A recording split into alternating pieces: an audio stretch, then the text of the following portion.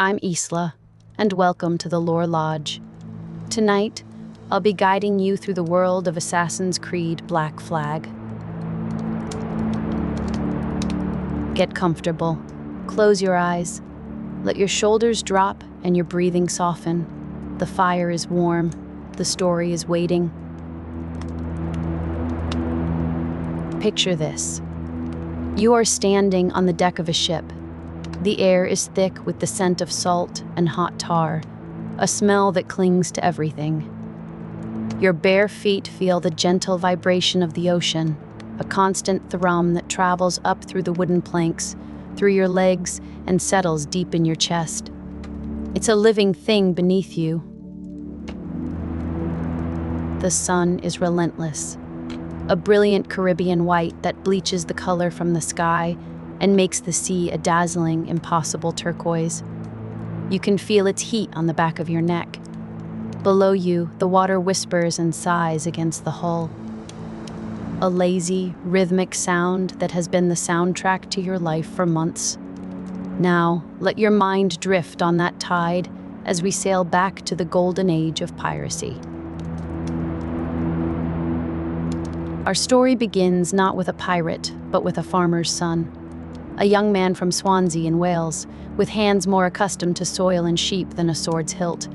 His name is Edward Kenway. And right now, the only treasure he dreams of is a life beyond the one he was born into.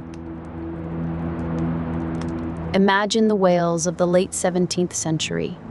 Not a place of grand castles and myth, but of damp hills and gray skies. A place where a man's future is written the day he is born. If your father was a farmer, you would be a farmer. The horizon was not a promise. It was a wall.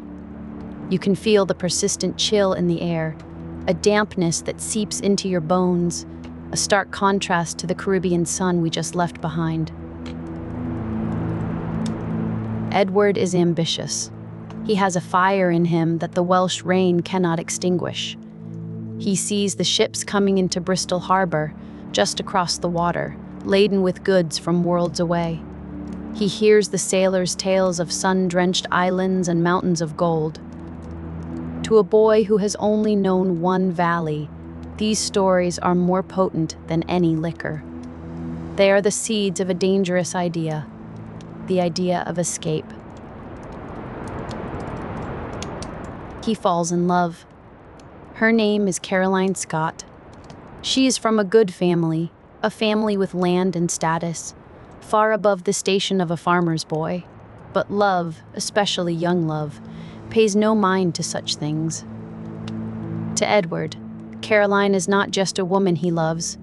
She is the symbol of the life he wants, a life of comfort, of respect, of warmth. They marry, against her family's wishes. A small act of rebellion that feels like a great victory. But love does not put food on the table. It does not mend a leaking roof. The reality of their life is one of struggle. Edward's ambition curdles into frustration. He promised Caroline the world, and all he can give her is a cold cottage and an empty pantry. The weight of that promise is a physical thing. You can feel it settling on your own shoulders. The quiet disappointment in the eyes of someone you love, the gnawing feeling that you are failing them and yourself. It's a feeling that has driven more men to sea than any press gang or patriotic duty. So Edward makes a choice. He will become a privateer. It sounds respectable, doesn't it? A privateer is essentially a government-sanctioned pirate. He has a letter of marque from the British Crown, a fancy piece of paper that says he is allowed to attack and plunder ships belonging to Britain's enemies, primarily Spain. It's a dangerous job, but the potential rewards are immense. Think of it in modern terms. It's like being given a license to be a corporate raider, but with cannonballs instead of hostile takeovers. The goal is the same: acquire the assets of your rivals by any means necessary, and the government will look the other way as long as they get their cut. Caroline begs him not to go. She sees the truth of it. She sees the violence, the risk, the man he might become. She would rather be poor with him than rich without him.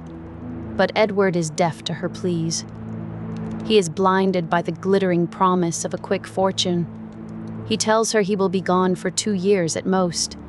He will return a wealthy man, a man worthy of her. He kisses her goodbye, the taste of salt already on his lips, and he sails away from the gray hills of Wales towards the blue horizons of the Caribbean. He never saw her again. Life as a privateer is not the grand adventure he imagined. It is months of boredom punctuated by moments of sheer terror. The boredom is a thick, humid blanket. The sun beats down on the deck, the ship creaks, the water slops against the hull. Day after day. The food is terrible. Salted beef so hard you could use it to hammer a nail. Biscuits infested with weevils. The water is stale and brackish. The companionship is rough. Men hardened by the sea, quick to anger and slow to trust. Then comes the terror. A sail on the horizon. Is it a merchant ship, fat with cargo, or a Spanish warship bristling with cannons? The chase, the roar of cannon fire, the splintering of wood, the screams of men, the smell of gunpowder and blood. Edward is good at it. He is quick, strong, and brave to the point of foolishness. He learns to fight, to climb the rigging like a monkey, to lead men into the jaws of death. He earns his share of prize money, but it's never enough. After the captain takes his cut, and the crown takes its share, and the cost of repairs and supplies is deducted, what's left is a pittance. A handful of coins that disappears in the taverns and brothels of Port Royal in a single night of drunken forgetting. The grand fortune he promised, Caroline, is a mirage, always shimmering on the horizon, never getting any closer. Then, the war ends. The War of the Spanish Succession grinds to a halt. The Treaty of Utrecht is signed in a grand European hall by men in powdered wigs. For them, it's a matter of shifting borders and trade agreements. For Edward and thousands of men like him, it's a pink slip. Their letters of marque are worthless overnight. The British Navy, which once encouraged them, now hunts them as pirates. They are men without a country, without a trade, skilled only in the art of naval warfare. They are stranded in the Caribbean, thousands of miles from a home that no longer wants them. What are they to do? They do the only thing they know. They raise a black flag, and the privateer Edward Kenway dies. In his place, a pirate is born. This is where our game, our story, truly begins. We find you, as Edward, in the midst of a naval battle. But this time, you're not fighting for a king, you're fighting for yourself. The ship you serve on is a pirate vessel, and it's being torn apart by a British fleet. The sensory overload is immense. The world is a chaos of noise and violence. Cannons roar, their sound a physical blow that shudders through the deck. Wood screams as it splinters into 1,000 pieces. Men shout orders, their voices lost in the din. The air is thick with acrid smoke that stings your eyes and catches in your throat.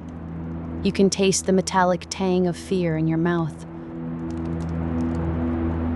Beside you at the helm, your captain is killed. A stray pistol shot. In the confusion, you see another man on the enemy ship.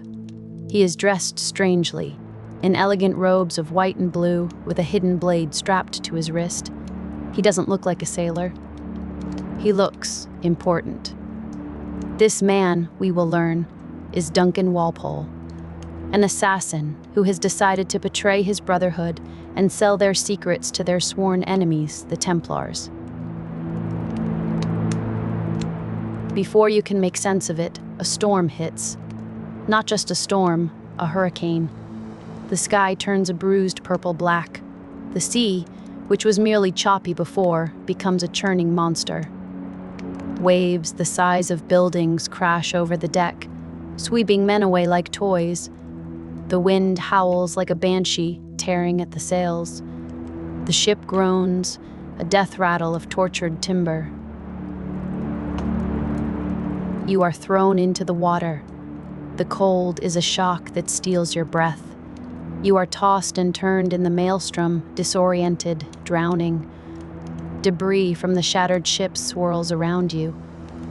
You grab onto a floating crate, your fingers numb, your body battered and exhausted. Then, blackness.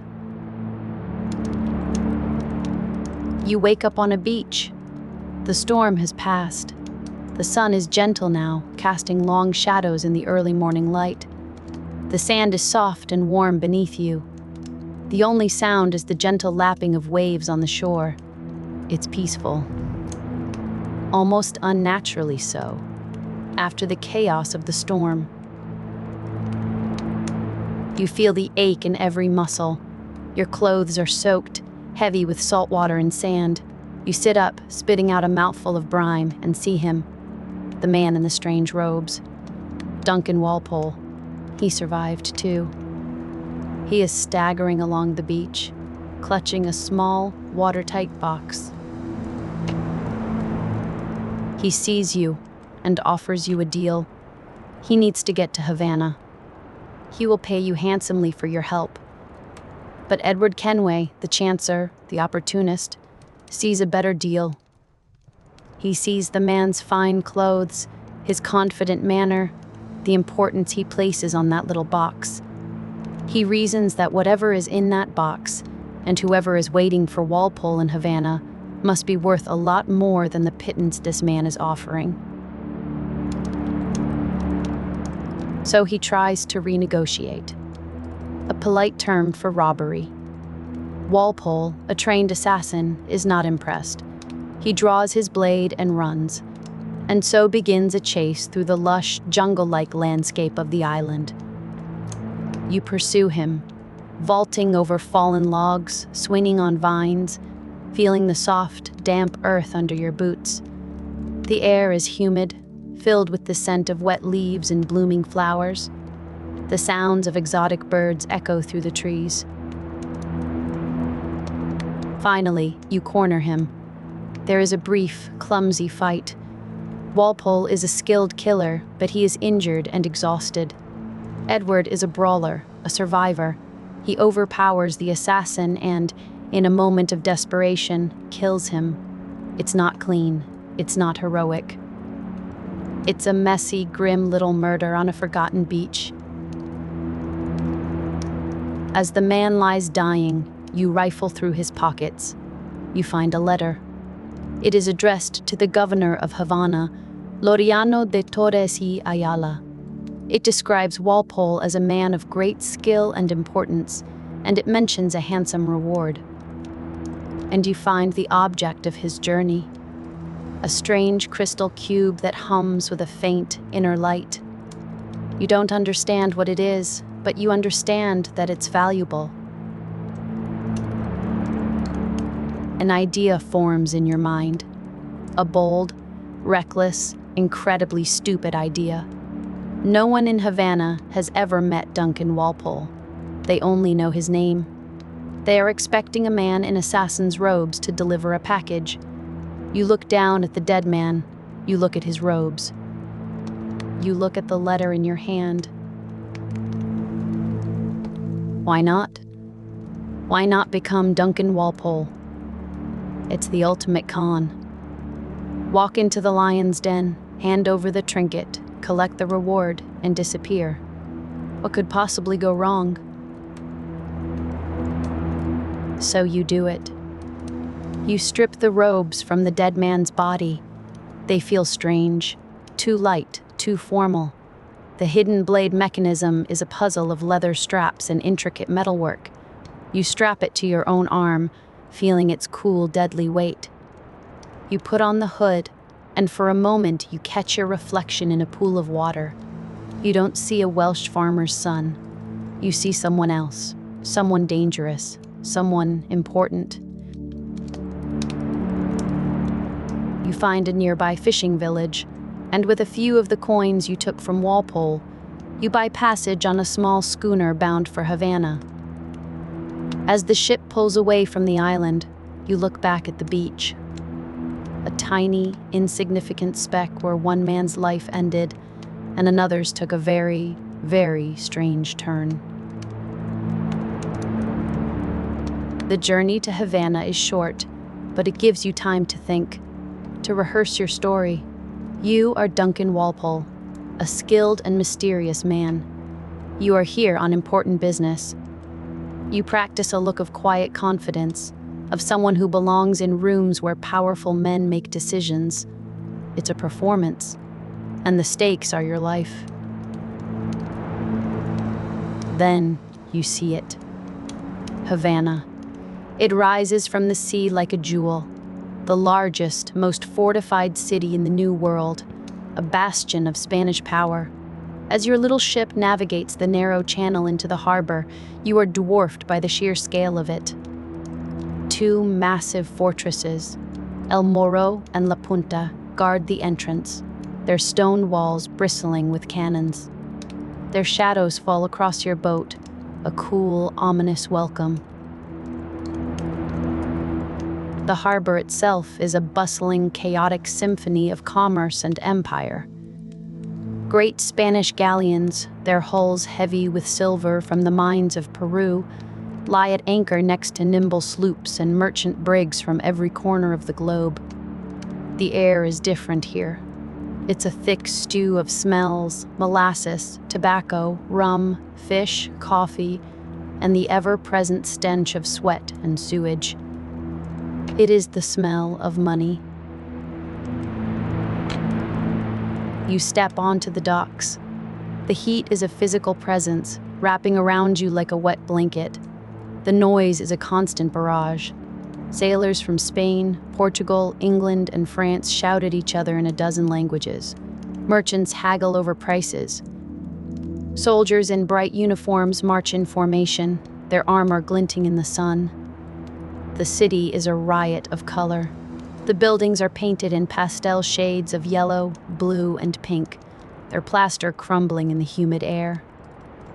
Women walk by with flowers in their hair, their dresses a vibrant contrast to the drab browns and grays of your life at sea. You feel utterly out of place, a sheep in wolf's clothing, or perhaps a wolf trying to pass as a sheepdog. Every glance from a city guard feels like an accusation. You pull your hood lower, trying to look mysterious rather than terrified. You follow the directions from Walpole's letter, navigating the labyrinthine streets towards the governor's mansion. The governor's residence is an oasis of calm and wealth in the heart of the bustling city. A grand colonial building with high walls, cool, shaded courtyards, and the gentle sound of fountains. You announce yourself as Duncan Walpole. The guards, seeing your strange attire and hearing the name, show you in without question. Your bluff is working. So far. You are led into a large, airy room. The air inside is cool, a blessed relief from the oppressive heat. The floor is made of polished tiles that feel smooth under your worn boots. The furniture is dark, heavy wood, imported from Europe. And waiting for you are three men. The first is Governor Laureano de Torres y Ayala. He is an older man with a kind face and intelligent eyes. He exudes an aura of calm authority. He is the Grand Master of the Templar Order's Caribbean Rite, the man in charge. He greets you warmly, believing you to be the assassin who has seen the light and chosen to join their cause. The second man is Julien Ducasse, a French arms dealer and slaver. He is pragmatic, ruthless, and utterly cynical. He looks at you with a merchant's eye, sizing you up, calculating your worth. He is a man who believes in nothing but profit. To him, the Templar cause is just another business venture, albeit a very lucrative one. The third man is Woods Rogers, a former privateer himself, now a royal governor designate for the Bahamas. He is a man of action, a zealot who believes passionately in order and civilization. He sees the pirates of Nassau not as romantic rebels, but as a cancer that must be cut out. He is everything Edward is not, disciplined, ideological, and loyal to a cause greater than himself. These are the men you have come to swindle, the most powerful and dangerous figures in the Caribbean. And you, a Welsh farm boy playing dress-up, are standing in their private meeting room. The tension is so thick you could cut it with a cutlass. You can feel your heart hammering against your ribs, a frantic drumbeat beneath the calm exterior you are trying to project. They ask you for the package. You hand over the crystal cube. They are pleased. They ask you to demonstrate the skills of your former brotherhood. This is the moment you've been dreading. You know nothing of the assassins or their creed. You are a brawler, not a silent killer. They take you to a courtyard where several straw dummies have been set up as targets. They hand you a pair of pistols and a sword. They expect a display of surgical precision. What they get is Edward Kenway. You improvise. You run, you jump, you slash, and you shoot with a wild, chaotic energy. It's not elegant, it's not subtle, but it is brutally effective. The Templars are taken aback. They were expecting a scalpel. You have given them a sledgehammer. But they are impressed nonetheless. Your raw, untamed skill is something they believe they can shape to their own ends. You feel a surge of relief. You've passed the test. You've bluffed your way through the most dangerous job interview in history. Now, for the payday, you ask for your reward. Governor Torres smiles. He hands you a bag of coins. It's a decent amount, more money than you've seen in one place for a long time. But it's not the life-changing fortune you were expecting. Torres explains that this is merely a down payment. The real reward will come when you have led them to the observatory. The what? You try to hide your confusion. The observatory, he explains, is a precursor device. A relic of an ancient, powerful civilization that predates humanity. It is a machine that can see through the eyes of any person on Earth, simply by using a drop of their blood. Think about that for a moment. The power to spy on anyone, anywhere. To know the secrets of kings and generals. To anticipate every move your enemies make. It is the ultimate tool of control. The key to the Templars' dream of a perfect, orderly world. And they believe you, Duncan Walpole, know where it is. The dead assassin, it turns out, was the only one who knew its location. And now, they think you do. The hole you have dug for yourself has just become infinitely deeper. You are no longer just a simple con artist trying to make a quick score.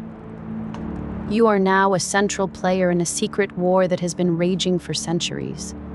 A war between the assassins who fight for free will and the Templars who seek to impose order. Your simple plan has spiraled into a conspiracy of world-altering proportions, and you are right in the middle of it. The Templars promise you immense wealth once they have the observatory. You have no choice but to play along. You are escorted out of the governor's mansion, the small bag of coins feeling heavy in your hand. Heavy with the weight of a lie that is growing more dangerous by the minute. You wander through the streets of Havana in a daze. The vibrant city now seems menacing. Every shadow could hide an assassin, coming to avenge the man whose life you stole. Every friendly conversation could be a Templar test. You are a man with two deadly enemies, and neither of them knows your real name. Your situation gets worse. The Templars, to keep you close, decide to transport you to Spain aboard the main treasure fleet. You are to be their guest, their prized asset. In reality, you are their prisoner. You are placed on a galleon, under the watchful eye of Spanish soldiers. The freedom you craved has been replaced by a gilded cage. As the fleet prepares to sail, you are locked in the brig. The dark, cramped space smells of bilge water and despair. The only light comes from a small grated window. You can hear the sounds of the fleet above. The creak of ropes, the shouts of sailors, the final preparations for a long journey across the Atlantic. A journey that will take you further and further away from any hope of escape. This is it. This is how the story ends. A foolish gamble that has failed spectacularly. You will be exposed as a fraud, tortured for information you don't have, and then killed, all for a handful of coins. But fate, it seems, has other plans for Edward Kenway. As you sit in the darkness, you hear a commotion on deck. Shouts, gunfire, the clash of steel. The ship is being attacked by pirates. A huge, bear-like man with a thick black beard and a wild look in his eyes storms the deck. It is Edward Thatch, the man who will one day be known and feared as Blackbeard. His pirates swarm the Spanish galleon, cutting down the soldiers with brutal efficiency. In the chaos, your cell is unlocked by another prisoner, a man named Adewale, a former slave who has found freedom among the pirates. Together, you fight your way out of the brig and onto the deck. The battle is raging. The air is a whirlwind of smoke, steel, and blood. You and Adewale fight back to back, a desperate, unlikely team. Seeing the battle is lost, the Spanish captain does something desperate. He decides to detonate the ship's powder reserves, to send everyone, Spanish and pirate alike, to the bottom of the sea. You and Adewale have only moments to escape. You see a brigantine, a small, fast ship that is part of the Spanish fleet, but is currently unguarded. It's your only chance.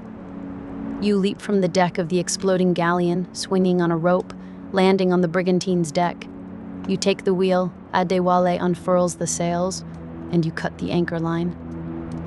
You steer the small ship out of the harbor, weaving through the chaos of the battle, cannonballs splashing in the water around you. Behind you, the Spanish galleon erupts in a massive fireball, a funeral pyre for your life as Duncan Walpole. You have escaped. By the skin of your teeth, you are alive. And you have a ship, a good ship, fast and nimble. Adewale pledges his loyalty to you. He sees in you a man of action, a man who makes his own luck.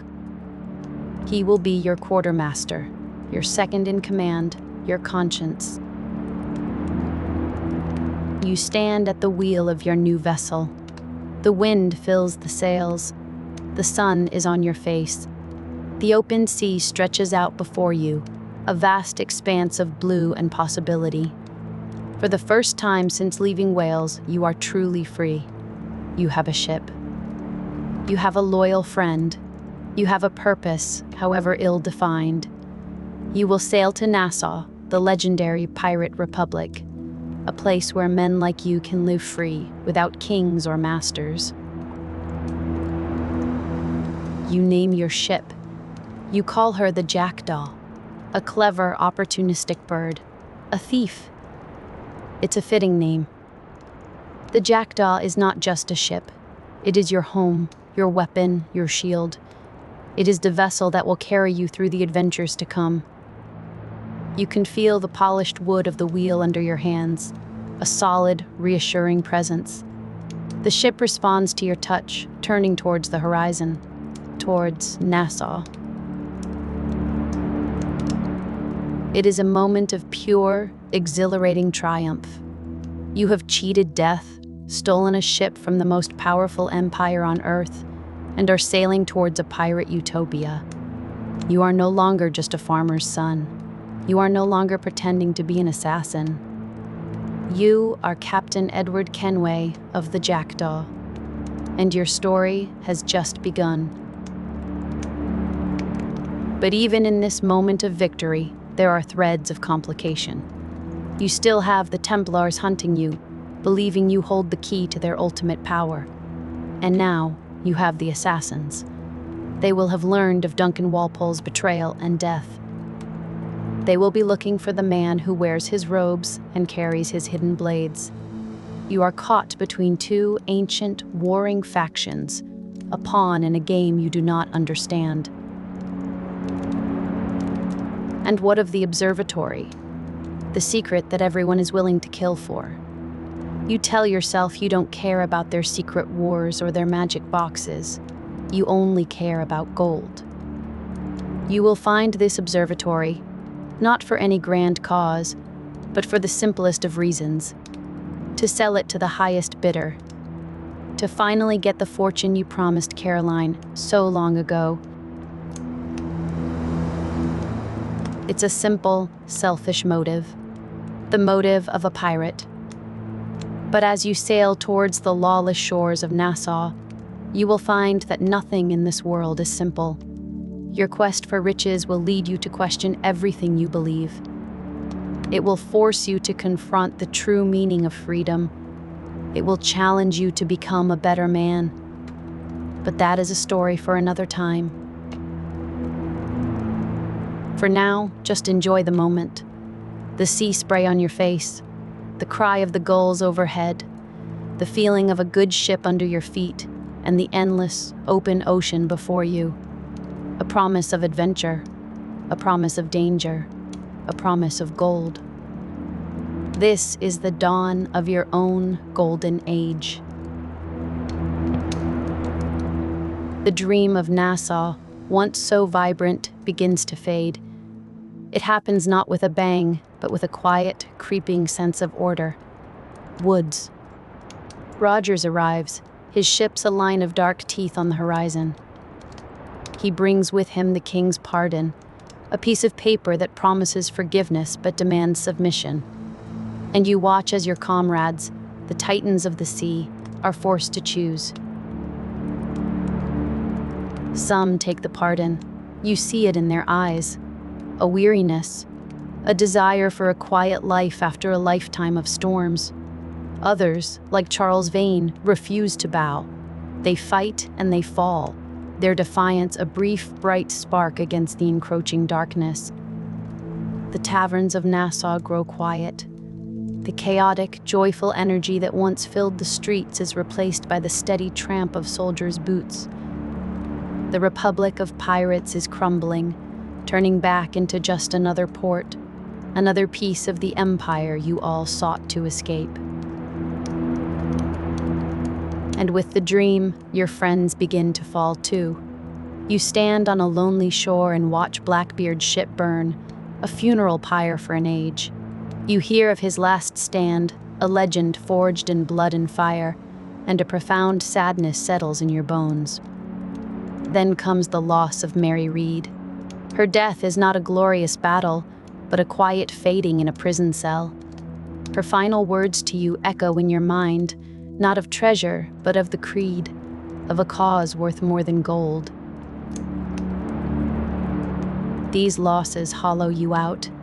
The swagger and the bravado that carried you across the ocean begin to feel like a costume you no longer wish to wear. What was it all for? The pursuit of the observatory, the endless chase for a fortune that could buy you status and acceptance, now seems like a fool's errand. You have amassed wealth, but lost a family. You have a grand ship, but no true harbor. It is in this quiet place of reflection that the teachings of the assassins finally take root. You remember Tabai's patient wisdom, his warnings against your unchecked ambition. You understand now that freedom is not merely the right to do as you please. It is the responsibility to protect the freedom of others. The creed is not a set of rules, but a promise to stand against those who would control the world for their own ends.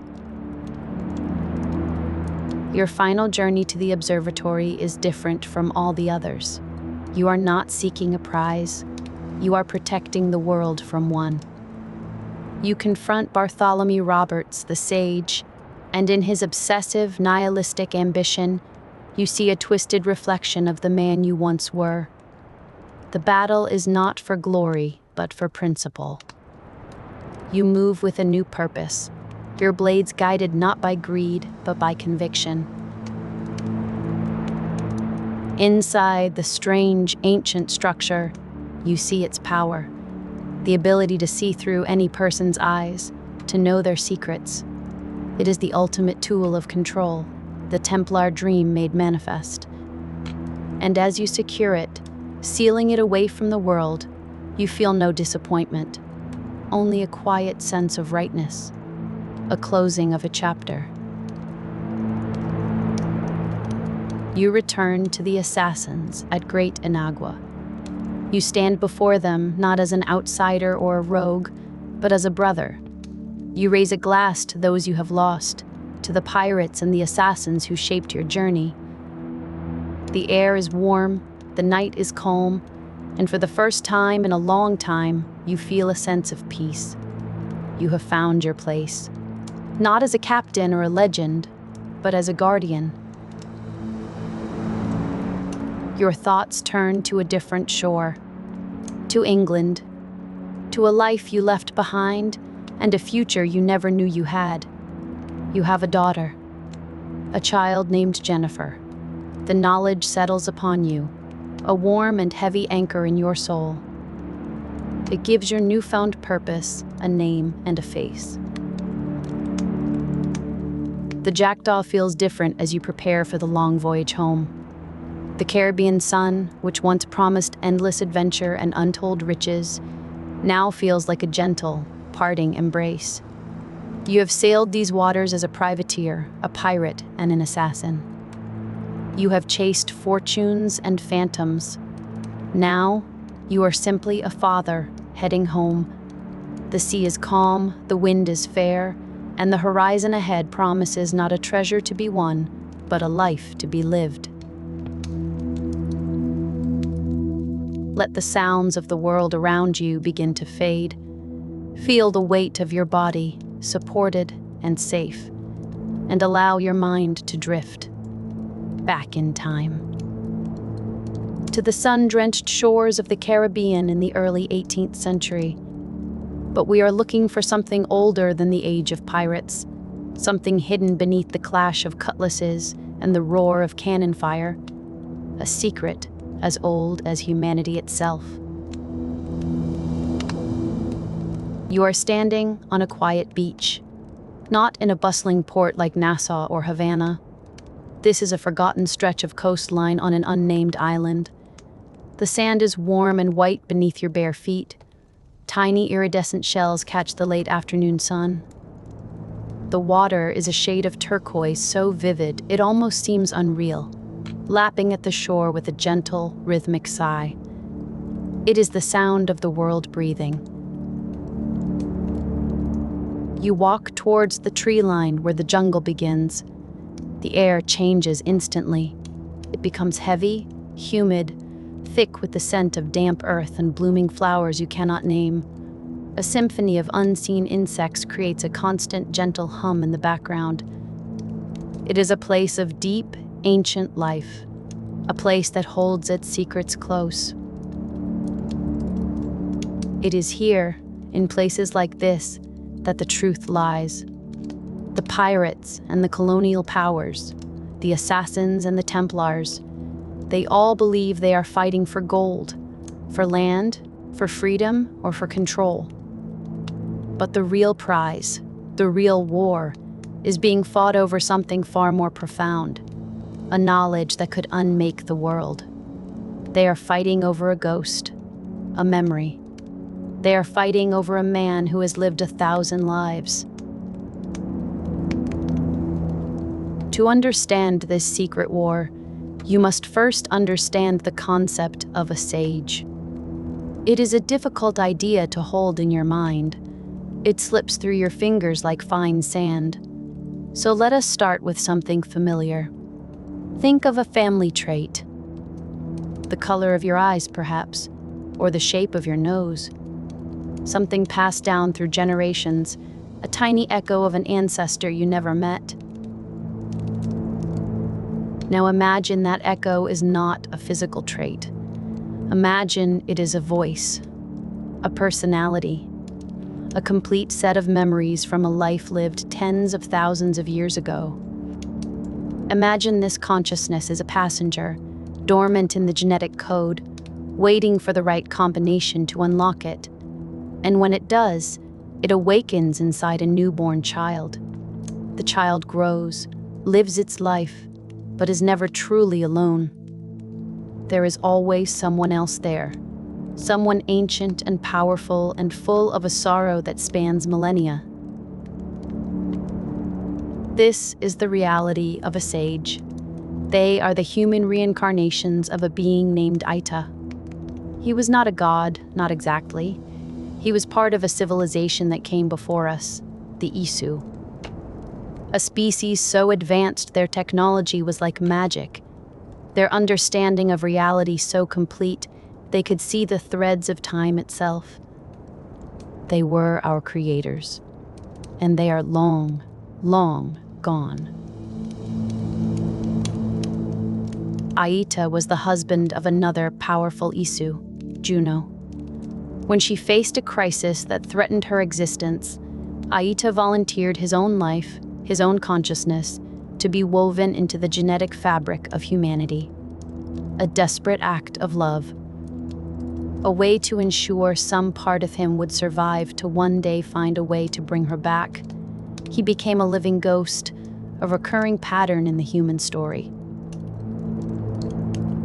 And so, every few generations, a child is born with Aita's eyes, a distinctive feature, heterochromia.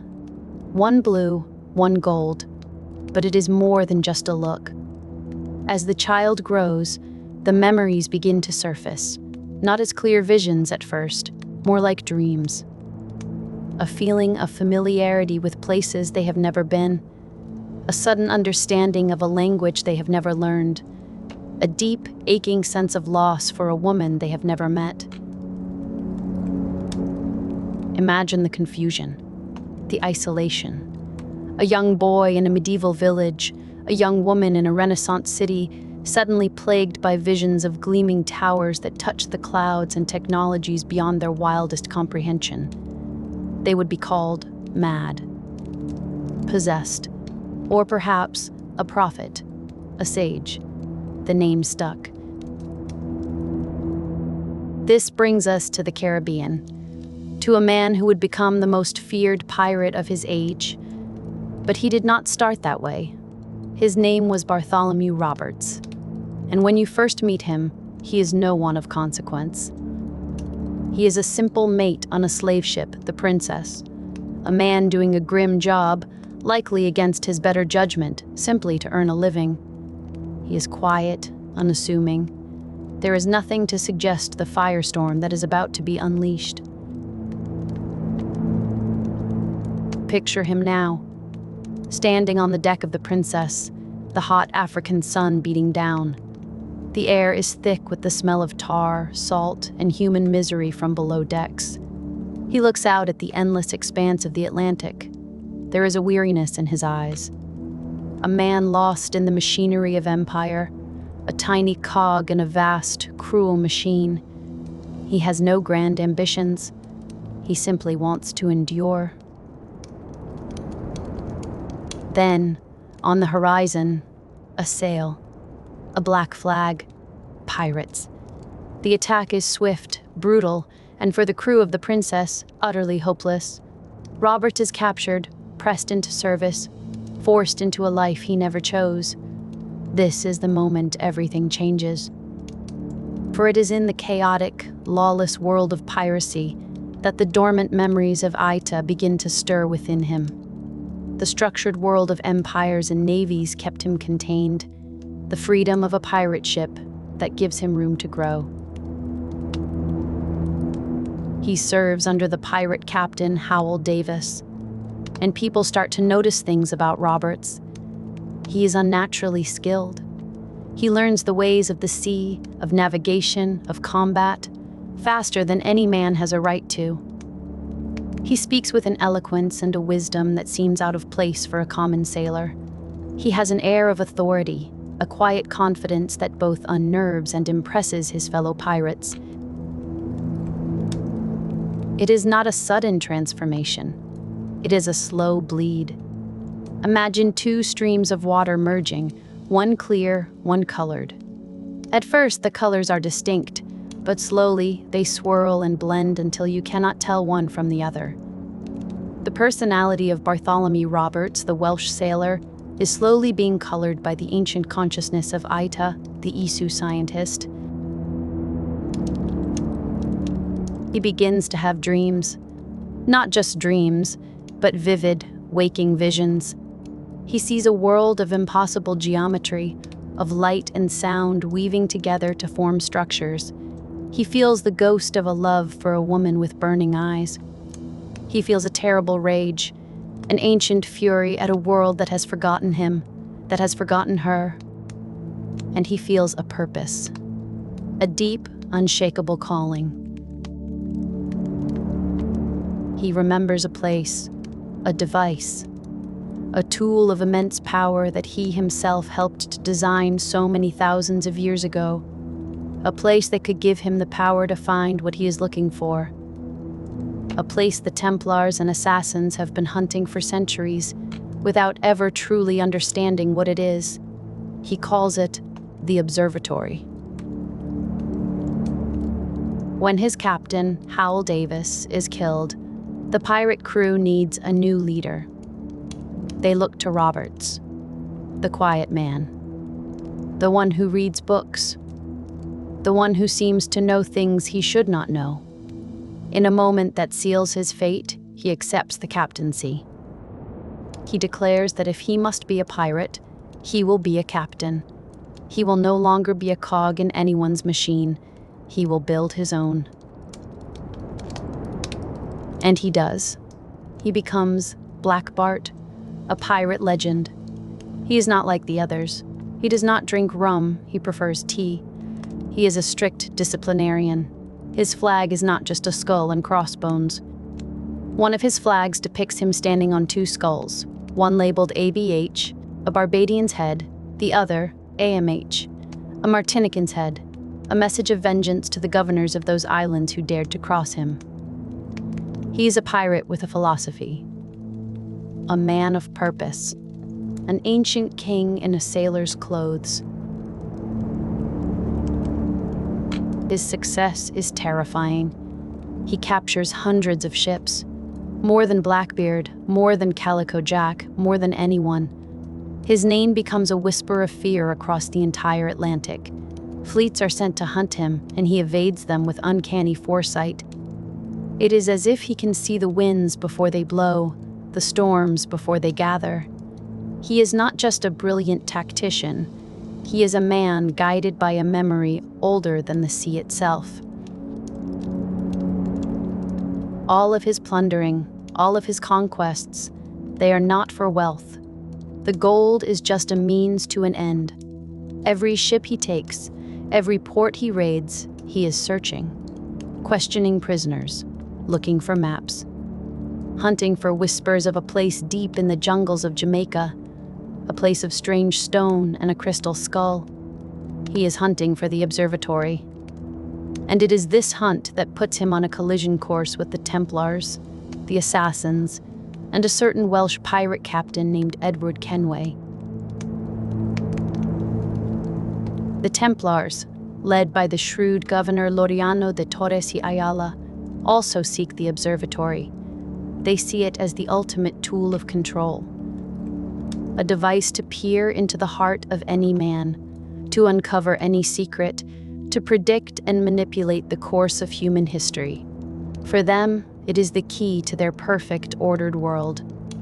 They hear of a strange pirate captain who seems to know more than he should, and they begin to track him. The assassins, under the tutelage of the mentor, Tabai, want to find the observatory only to ensure it is never used. They understand the danger of such power. They know that absolute knowledge corrupts absolutely. The freedom of humanity, they believe, depends on secrets being kept, on the heart remaining a private country. So they too hunt for Roberts, and for the location he holds in his fragmented mind. And then there is you, as Edward Kenway. You are drawn into this hunt not for philosophy, but for profit. You hear tales of the observatory, and you see a payday, the biggest score of all time. You do not understand the stakes, not yet. To you, Roberts is just another rival, a strange one to be sure, but just another player in the great game. You have no idea that you are chasing a memory from the dawn of time. Let us leave the politics of the secret war behind for a moment. Let us go to the place itself, the heart of the mystery, the observatory. To get there, you must first journey deep into the jungles of Jamaica. The journey is an ordeal. There are no roads here. Only winding, half-hidden paths through a world of suffocating green. Imagine you are there now, pushing aside a large, waxy leaf that is heavy with morning dew. The water trickles down your arm, cool against your skin. The air is so thick with moisture it feels like you are breathing water. A constant mist hangs between the trees, diffusing the sunlight into pale, ghostly shafts that pierce the canopy far above. The sounds are overwhelming. The chattering of unseen monkeys, the piercing call of a tropical bird, the low, constant hum of millions of insects. Every step you take squelches in the damp, dark soil. The smell is of decay and life, inextricably mixed. The sweet perfume of an orchid next to the earthy scent of a rotting log. It is a place that feels ancient, a place that does not care for the brief, noisy lives of men. The trees are titans, their trunks covered in moss and vines, their roots like grasping claws. You feel small here, an intruder. This world belongs to the jaguar and the snake, to the creeper and the fern. It has been this way for millennia, and it will be this way long after you are gone. After days of travel, you begin to notice things are wrong. The local guardians, the maroon people who have protected this place for generations, try to warn you away. Their faces are grim. They speak of a place of bad spirits, of impossible stone. But the lure of the secret is too strong. You find it in a hidden cove, past a waterfall that crashes into a deep, emerald pool, a structure that has no right to be here. It is not made of wood or rough-hewn stone like a colonial fort. It is made of a smooth, dark material that seems to drink the light. The architecture is all wrong. The lines are too clean, the angles too perfect. It does not look like it was built. It looks like it grew. This is Isu architecture, a remnant of the world that was. You step inside, and the temperature drops immediately. The air becomes cool and dry. The oppressive humidity of the jungle vanishes. The sound is different, too. The cacophony of the jungle is replaced by a profound, humming silence. A stillness that feels heavy. A silence that is listening. You You are in a vast, circular chamber. The walls are lined with geometric patterns that glow with a soft, internal light. They shift and shimmer like a slow-motion aurora borealis. The light is not warm like a candle or harsh like the sun. It is a cool silver light that casts no shadows. It feels ancient, intelligent. In the center of the room is a pedestal, and on that pedestal is the device itself, a cube about the size of a large chest. Protruding from it is an armature holding a skull, but not a human skull. It is carved from a single, perfect crystal. It captures the strange light of the room and fractures it into 1,000 tiny rainbows. It seems to thrum with a contained energy. You feel a strange pull towards it, a mix of fear and fascination. This is the core of the observatory. This is what Roberts has been searching for. This is the prize the Templars would kill for, and the assassins would die to protect. So what does it do? It is not a weapon. It is not a treasure chest. It is a surveillance device, but on a scale that is difficult to comprehend. The Isu understood that DNA is a form of information storage, that every living creature carries a history within it. The observatory is designed to access that information. To use it, you need a sample of a person's blood, just a single drop. The blood is placed into the central cube. The device activates. The crystal skull glows brighter. The humming in the room intensifies. And then, the walls of the chamber dissolve. Not into nothingness, but into a window. A window into another person's life. Imagine you place a drop of a Spanish admiral's blood into the machine. Suddenly, you are no longer in the observatory. You are on the deck of his flagship. You see through his eyes. You hear the commands he gives to his men. You feel the weight of his uniform, the sun on his face. You can hear his private thoughts, his secret fears, his strategic plans. You are him. You are a ghost in his mind. Think of the power. With a drop of blood, you could find anyone, anywhere in the world. You could learn any secret, the location of a hidden treasure, the plans for a military invasion, the identity of a spy.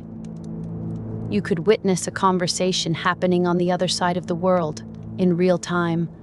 There are no locks, no walls, no codes that could protect you from it. It is the end of privacy, forever. For the Templars, this is the perfect tool. They believe that humanity is flawed, chaotic, and needs a guiding hand. With the observatory, they could eliminate dissent before it begins. They could crush rebellion before the first stone is thrown.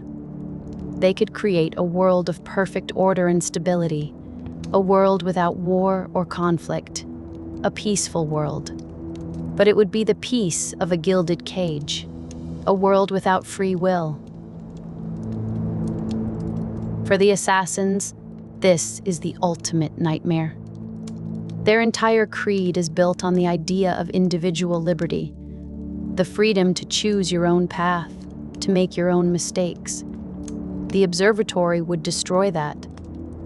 It would turn every human being into a puppet, their strings pulled by whoever controls the device. They believe that some knowledge is too dangerous to possess. And for Bartholomew Roberts, the sage, for him, it is something else entirely. He does not care for the Templars' order or the assassin's freedom. He is driven by the ancient memories of Aita. He wants to use the observatory to find the ones who share his Isu heritage, perhaps to find a way to bring back his long-lost love, Juno. His goal is not worldly, it is cosmic. He is playing a game that began before humanity could even write its own name. And so you stand there, in the heart of this impossible place. You, Edward Kenway, the pirate who was only in it for the money, and you finally begin to understand the true weight of what you have found. The gold and jewels you have chased all your life seem like children's toys in comparison to this. This is real power, the power to reshape the world. The crystal skull seems to watch you, to judge you. What would you do with such power? Would you use it for wealth? To find every lost treasure on Earth? Would you use it for revenge? To hunt down every enemy you have ever made?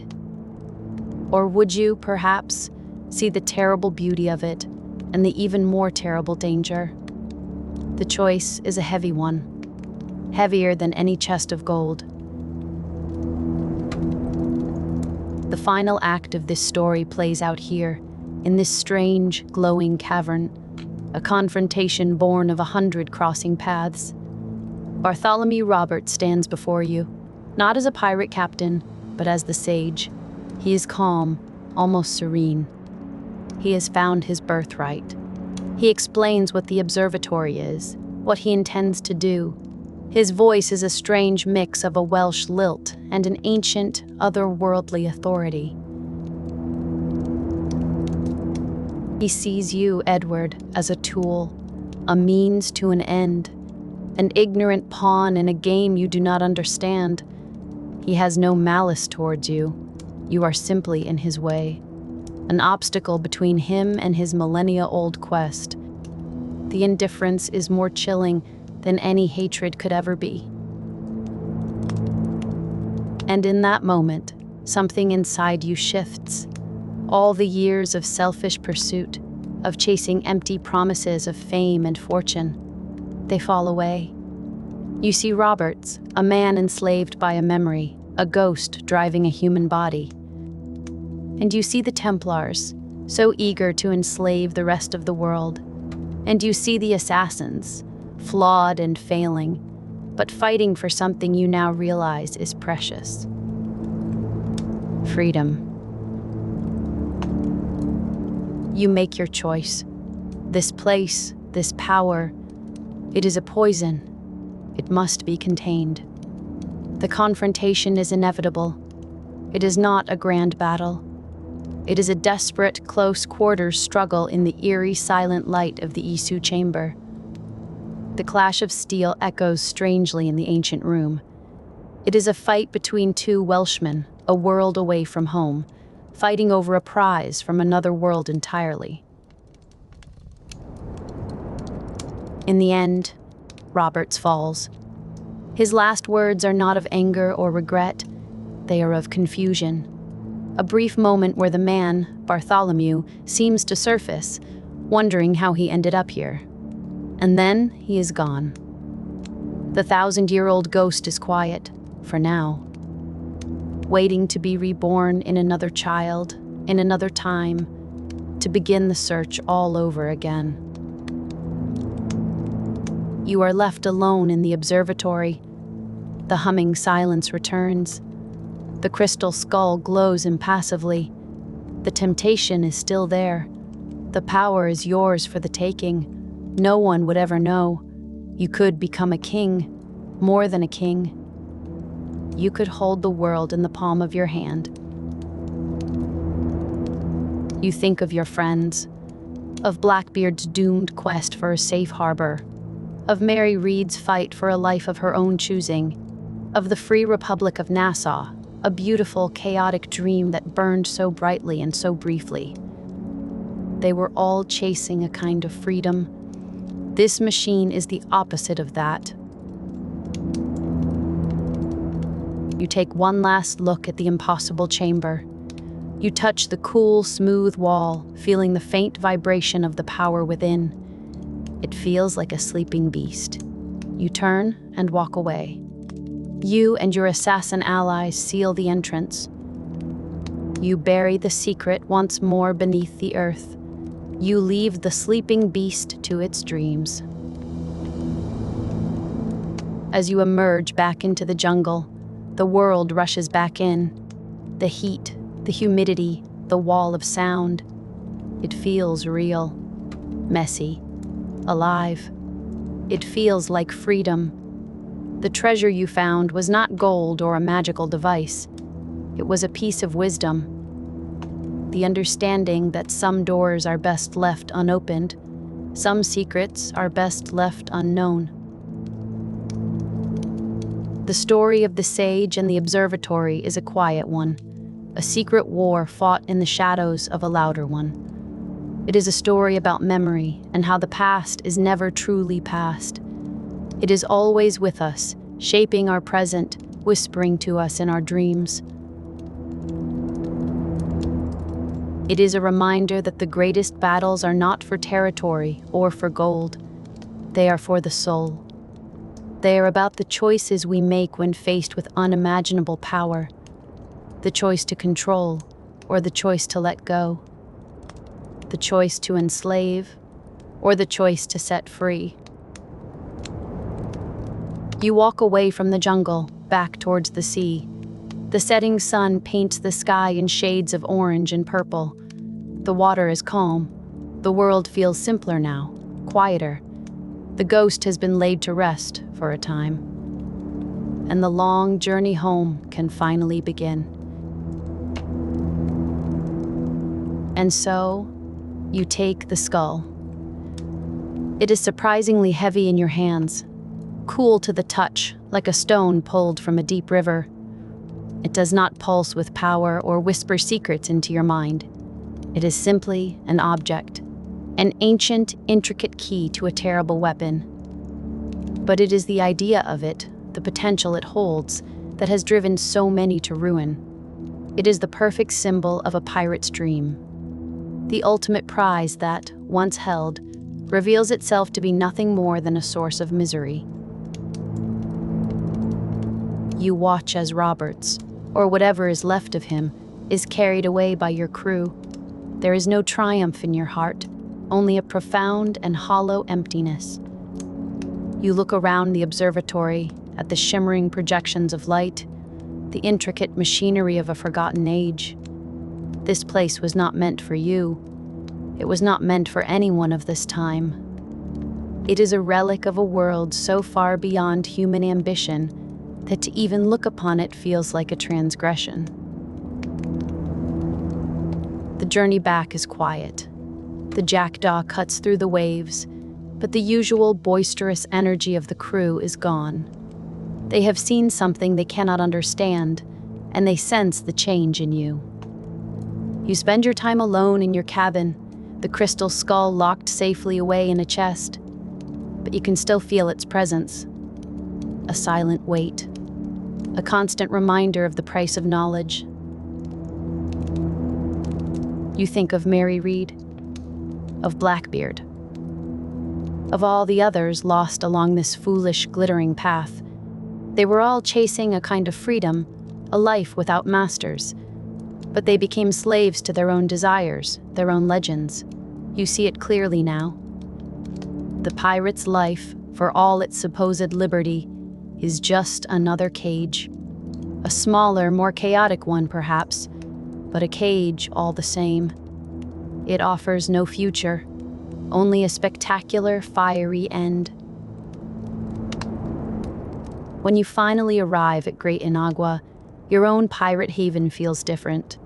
It seems smaller, tawdrier. The drinking and the songs ring hollow in your ears. You look at the faces of your crew, men you have led and fought alongside, and you see not comrades, but ghosts. Men clinging to a dream that has already died, a dream you can no longer share. Adewale approaches you on the shore. He has been watching you, his expression one of quiet concern. He says little, but his eyes ask the question for him. What now? You have no easy answer. You only know that what came before is over. The pursuit of fame and fortune, the endless cycle of plunder and escape. It has all lost its savor.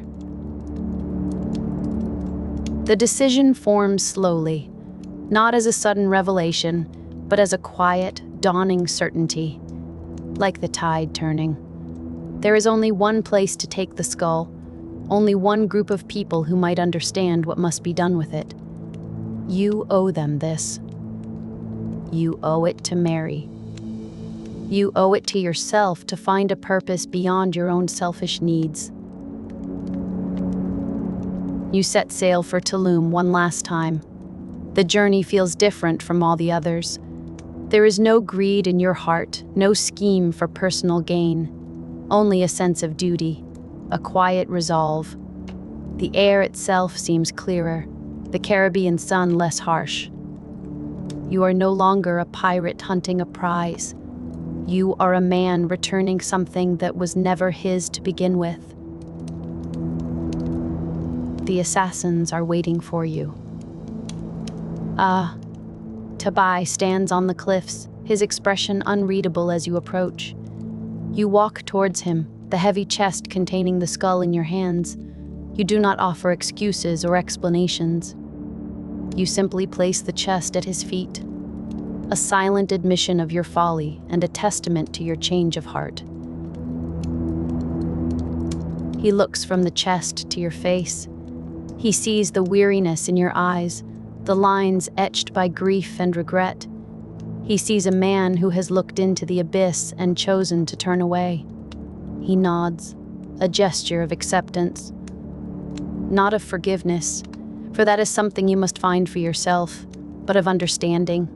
He tells you that your path has been a difficult one, but that it has brought you here, to them, to a purpose.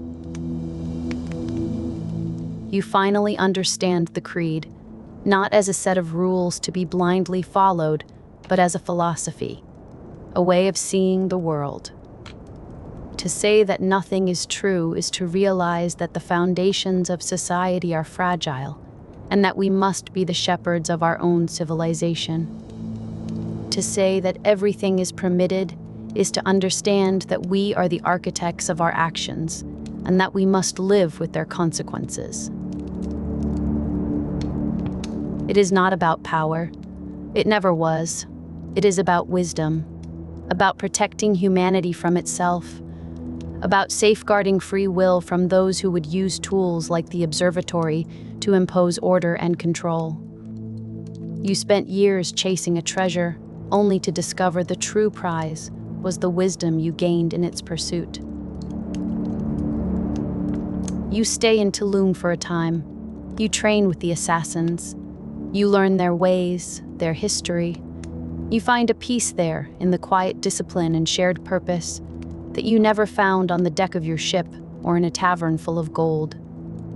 The roar of the sea is replaced by the rustle of jungle leaves. The scent of gunpowder gives way to the aroma of wood smoke and damp earth. You think of your daughter Jenny back in England, a life you abandoned for a fantasy. The pull of that life, of family and responsibility, grows stronger each day. Your journey is not over. It is simply taking a new course. The Caribbean has taken much from you, but it has also given you something invaluable. A second chance, a reason to be better. As you stand on the precipice, looking out over the turquoise water, you feel the warm breeze on your face. You are no longer Edward Kenway, the fearsome pirate captain. That man died in the observatory, alongside Bartholomew Roberts. You are someone else now. Someone quieter, wiser, an assassin. You close your eyes, and for the first time in a long, long time, you feel a sense of hope. The war is not over, but your part in it is just beginning, and this time, you know what you are fighting for. The observatory is quiet now. The mechanisms are still. The great, terrible eye that could see through the hearts of men is closed once more. You stand in the silence, the humid jungle air thick around you. The crystal skull is heavy in your hands, not with physical weight, but with the weight of all the lives it has cost. There is no elation in this victory, no triumphant roar. Only the quiet hum of the ancient machinery fading into dormancy, and the slow, steady beat of your own heart, a heart that feels weary beyond its years. You sail the Jackdaw away from Long Bay for the last time. The ship feels different now, emptier. The familiar creak of the timbers, the snap of the sails in the wind, these sounds used to be a comfort, the soundtrack to a life of freedom. Now, they are just echoes in a hollow space. You look across the deck and see ghosts everywhere. You see Blackbeard roaring with laughter. You see Mary Read, a knowing smile on her face. You see the loyal faces of a crew that followed you through storms and battles, many of whom will never see another dawn. This is the true price of your obsession. It wasn't paid in pieces of 8, but in people, in friendships, in the light that has gone out of your own eyes. The freedom you chased across the Caribbean, that glorious, intoxicating myth of the pirate republic, was just a fleeting dream, a beautiful, impossible idea that burned brightly for a moment before the world snuffed it out. You sought a treasure that could make you a king, and in the end, it made you a lonely man on an empty throne. But the story is not over, not yet. A message finds its way to you, a relic from a life you left behind in Wales, a life before the black flag, before the creed, before the blood and the gold. And with that message comes a small boat, meeting you in the harbor at Great Inagua. From it steps a little girl. She has your wife's hair and your eyes. Jennifer, your daughter. A person you have never met, but who represents a part of you that you thought was lost forever. When you take her small hand in yours, something shifts inside you. A hardened lock, rusted shut by years of grief and greed, finally clicks open. You look at her, at this innocent life entrusted to your care, and you understand. You understand what the assassins are truly fighting for. It is not about stopping one man or finding one artifact. It is about protecting the future. Protecting her future. Protecting her right to choose her own life, to believe her own truths, free from the quiet, suffocating control of the Templars. You set a course, not for plunder, not for a contract, but for home, for England. The Jackdaw cuts through the waves, leaving the turquoise waters of the Caribbean behind. The air changes day by day. The relentless sun softens. The humid, salt-thick air gives way to a cool, gentle mist. You smell rain on green fields, a scent you had almost forgotten. It is the smell of a life you can still choose to lead. In London, you hang up your captain's coat. You put away the pistols and the cutlass. You buy a home in a quiet square, a place with soft carpets and warm fires, a place for children to be safe. You take your seat at the council of the British Brotherhood of Assassins. No longer a reluctant ally, but a master assassin, tempered and forged in the crucible of the West Indies. Your fight continues, but it is a different kind of fight now. Waged not with broadsides and boarding parties, but with whispers, with influence, with the quiet protection of the innocent. Some nights, you stand by a window in your study, looking out at the gas lamps flickering on the London streets. The hidden blades are tucked away in a chest, a silent reminder of the life you lived and the man you were. But the man you are now finds his peace, not in the thrill of a chase, but in the quiet sounds of his own home, in the gentle rhythm of his children breathing as they sleep. You search the known world for a treasure that would give your life meaning. And you found it, right here. You found your observatory, a window into what truly matters. And for the first time in a long time, you feel a sense of peace, a hard-won, quiet peace. Let the world outside begin to fade. Allow the sounds of your room to soften. becoming distant and unimportant. Your focus is narrowing now, drawing inwards to the space just behind your eyes. Here, in the theater of your mind, a new scene can begin to form.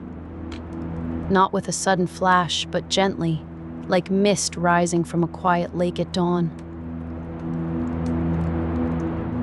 You are standing in a place where the air itself feels heavy. It is thick with humidity, a warm, damp blanket that clings to your skin. The light that reaches you is a soft, emerald green, filtered through a ceiling of colossal leaves and tangled vines, hundreds of feet above your head. This is the jungle. Not a park or a managed forest, but a truly ancient place. A place that was old when the pyramids were new. The ground beneath your feet is a soft carpet of fallen leaves, centuries deep. With every step, there is a gentle sigh as you compress this layer of slow decay and rebirth. The air carries 1,000 scents, the rich, dark smell of damp earth, the sweet perfume of an unseen, night-blooming flower, the faint, metallic tang of distant rain. There are sounds, but they are muted, swallowed by the sheer density of life around you. The low hum of insects is a constant, steady vibration. A far-off bird calls out, a single, lonely note that doesn't receive a reply. You can hear the drip, drip, drip of water, falling from the high canopy to land on broad, waxy leaves around you. Each drop is a tiny, percussive beat in the slow rhythm of the jungle. You are not here by accident, though it feels as if you have stumbled into a forgotten world. You are searching for something. A whisper. A legend. A truth half remembered from a cryptic map and the hushed tones of old sailors. They spoke of stones that sing, of secrets left behind by a people who understood the turning of the stars better than anyone since. You push aside a curtain of thick green vines, their surfaces cool and smooth against your hands. And there it is. At first, it seems like just another rock, a part of the landscape. But as your eyes adjust, you see the marks. The deliberate, intricate patterns carved into its surface. This is a Mayan stela. It is taller than you are, a single monolithic slab of gray stone, tilted slightly as the jungle has tried to reclaim it over the centuries. Its surface is a tapestry of history. Thick green moss grows in the deep crevices of the carvings, and a delicate lacework of lichen spreads across its weathered face. You reach out a hand, not to touch it yet, but just to feel the coolness radiating from it through the humid air. It feels impossibly old, a silent witness to epochs. You walk around it slowly, taking in the carvings. They are not like any writing you know. There are faces in profile with elaborate headdresses. There are glyphs that look like animals, and others that are purely geometric, a beautiful and complex language that you cannot read. But you don't need to. You understand that this isn't a story to be read in the traditional sense. It is a lock. And the environment around you is the key. You notice a particular symbol near the top of the stela. It's a drawing, an etching of a shape.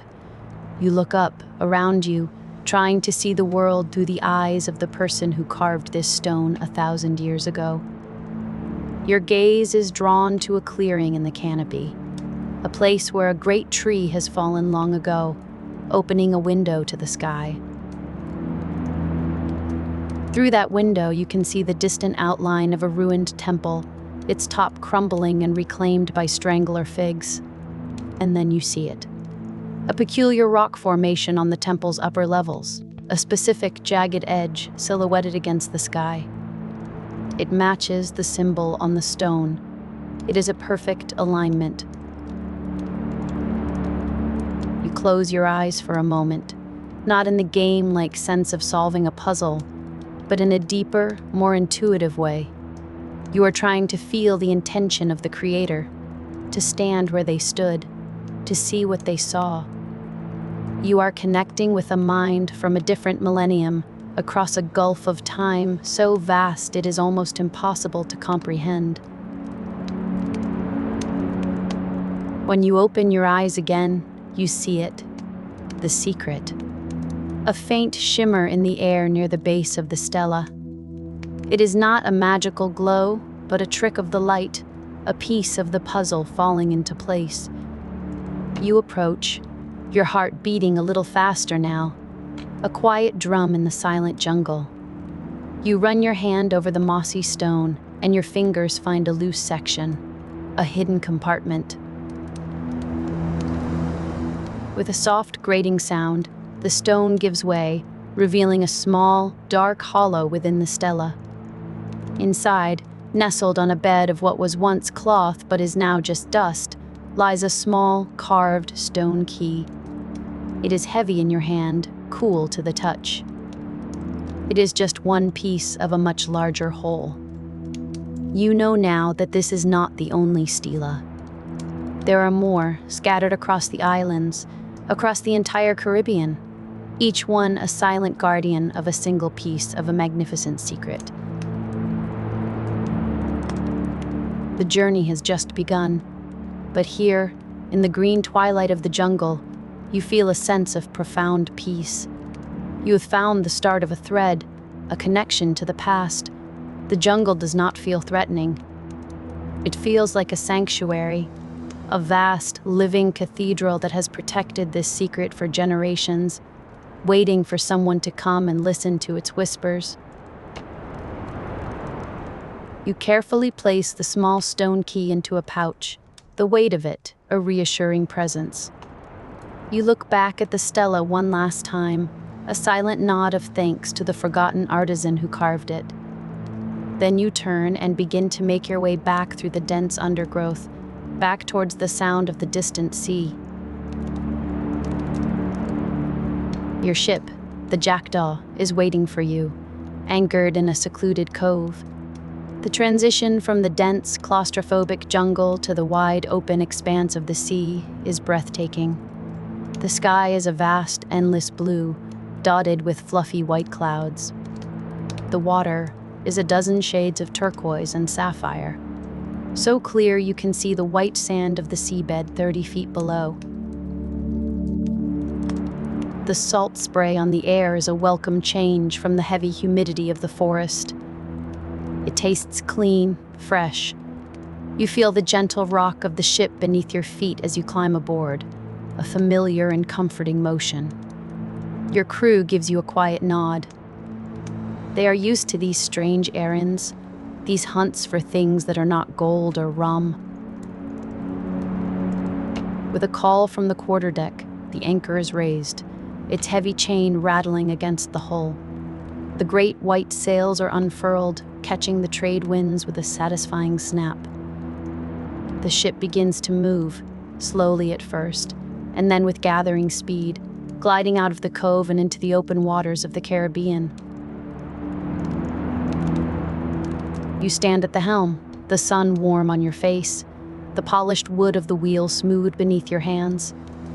You have another fragment of the map, another clue to the location of the next stela.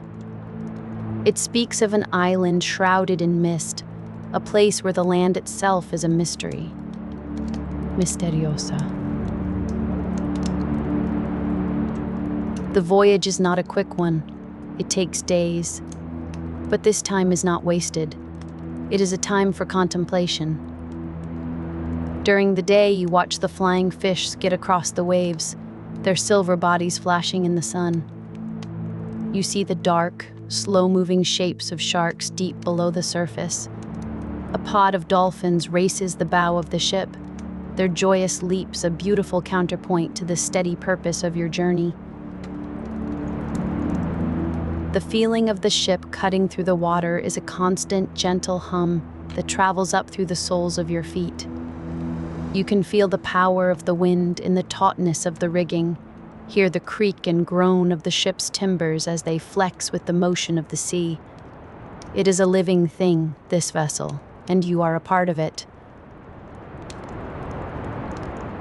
At night, the world is transformed. The sea turns to black ink, and the sky becomes a velvet blanket dusted with diamonds. With no city lights for hundreds of miles, the stars are brighter than you have ever seen them. The Milky Way is a luminous, shimmering river stretching from horizon to horizon. You can almost believe the Mayans, who saw the heavens not as a distant spectacle, but as a living map, a divine clockwork that governed everything on the earth below. You think about the people who made this delay. They would have sailed these same waters, looked up at these same stars. Did they feel the same sense of awe, the same sense of being a small part of something immeasurably vast? The quest for the armor feels less like a treasure hunt now, and more like a pilgrimage, a way of honoring a wisdom that the modern world has forgotten. You spend hours just watching the phosphorescence in the ship's wake. Tiny organisms in the water, glowing with a cold blue-green light, stirred up by the passage of the hull. It looks like a trail of captured stars, a temporary galaxy you are leaving behind you on the dark water. The only sounds are the gentle slap of waves against the ship and the whisper of the wind in the sails. It is a deep and profound peace.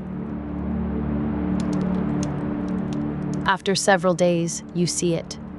A dark shape on the horizon, wreathed in a persistent, low-lying fog. Misteriosa. Even from a distance, the island has an aura of secrecy. As you draw closer, you see that it is an island of sharp cliffs and dense, dark jungle. It does not look welcoming.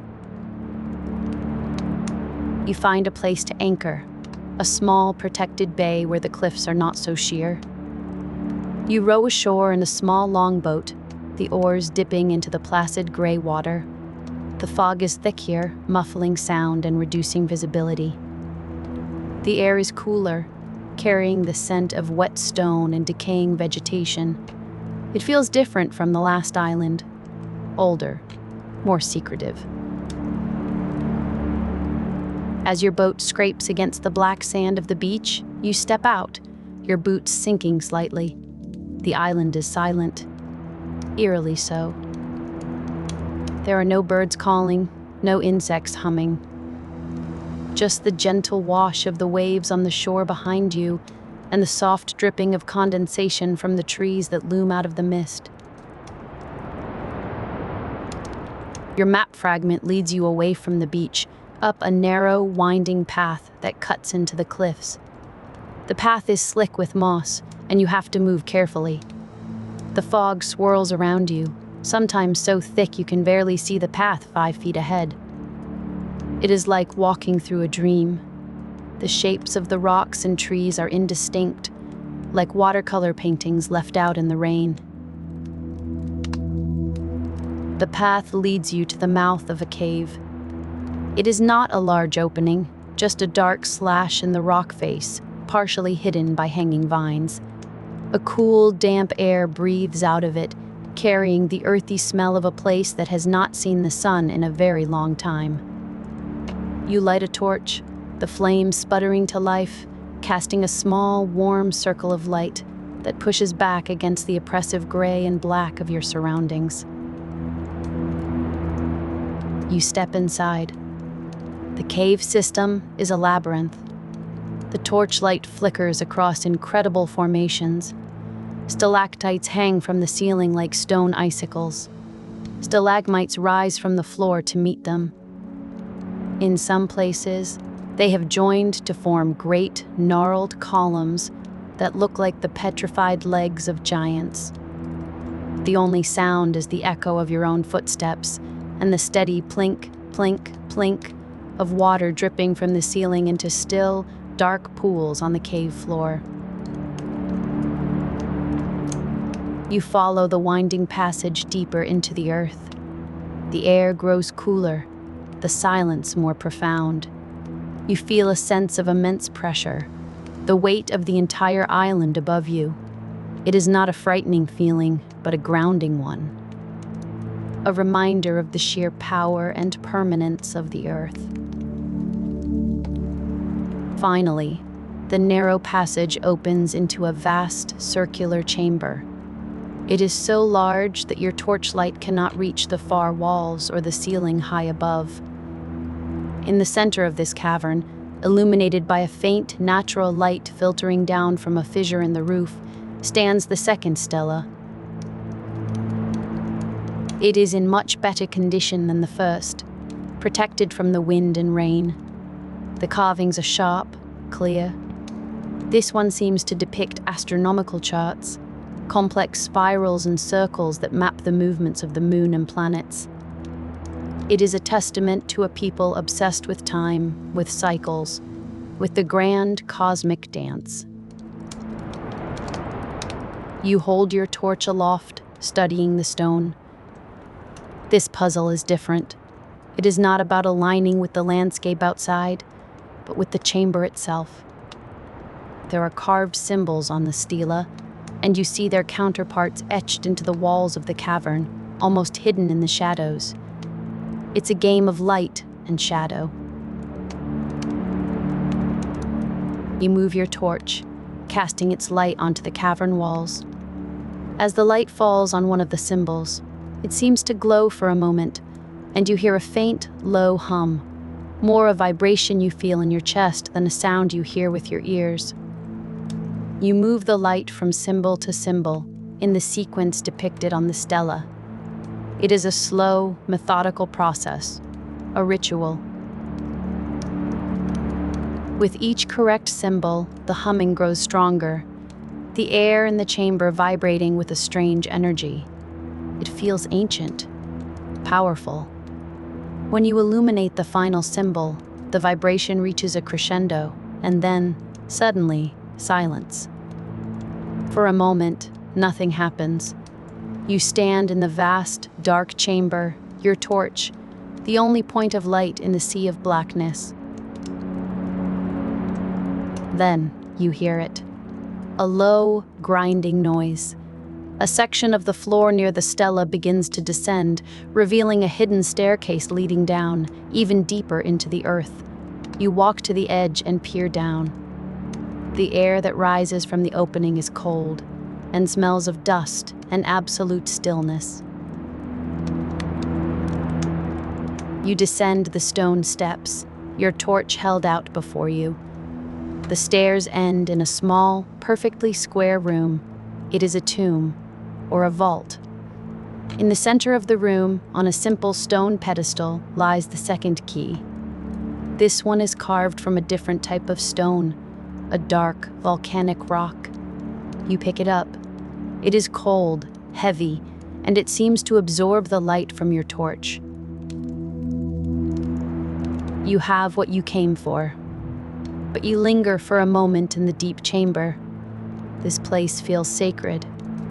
It is a place of quiet contemplation. You think about the patience and ingenuity it took to build this. The decades, perhaps centuries, of observation required to create the astronomical charts on the stela. The sheer faith in the future to build such a complex lock for a secret you would never see unlocked. It is humbling. A quiet lesson in perspective, taught by the silent stones. Your own life, your own struggles, feel very small and very temporary in this ancient place. With a final look around the chamber, you turn and begin the long walk back. Back up the stairs, through the cavern, along the winding passage, and out of the cave, into the soft gray mist of Misteriosa. The next leg of your journey takes you to a different kind of island, Pinos Isle. There is no mystery here, no oppressive fog. This island is a haven for smugglers and woodcutters. It is an island of industry, however illicit. The main settlement is a ramshackle collection of huts and warehouses built around a deep water cove, perfect for hiding a ship. The air here smells of salt, tar, and sawdust. You can hear the rhythmic chop of axes from the forest and the boisterous shouts of men unloading contraband from a captured merchant vessel. It is a world away from the sacred silence of Mysteriosa. And yet, the whispers of the past are here too, if you know where to listen. The stela on this island is not hidden in a deep cave or a forgotten jungle. It stands in a small, sun-dappled clearing not far from a smuggler's den. It is almost ignored, mistaken for just another old rock by the rough men who live and work here. They pass it every day, never guessing the secret it holds. This stela feels different. It is more worn, more battered by the elements. A long crack runs down one side, and the carvings are faded. This puzzle involves the sun. There is a crystal embedded in the top of the stela, and a series of smaller stones arranged on the ground around it. The carvings depict the sun at different points in the sky. You realize you have to wait. You have to be patient.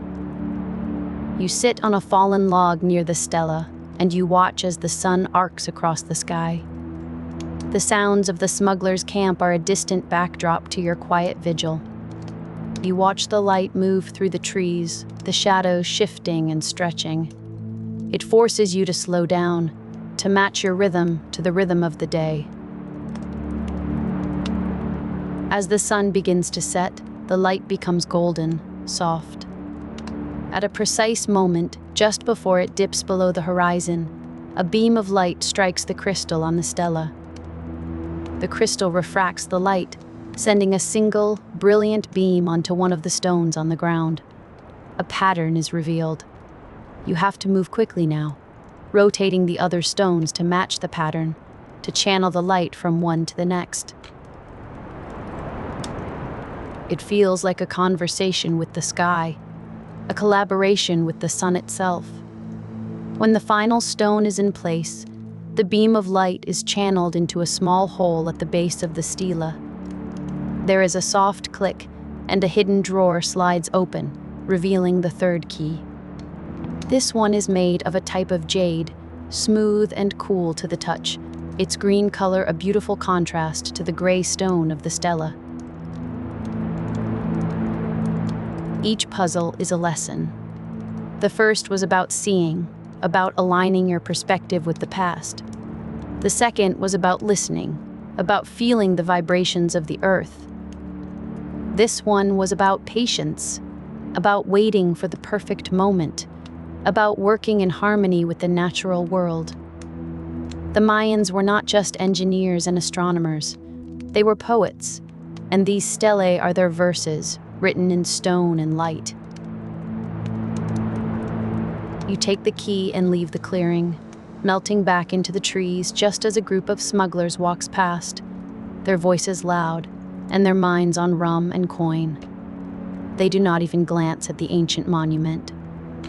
They are blind to the history they walk upon every day. It is a strange and lonely feeling to be the only one who knows the secret. Your quest takes you to other islands, each with its own character, its own unique atmosphere.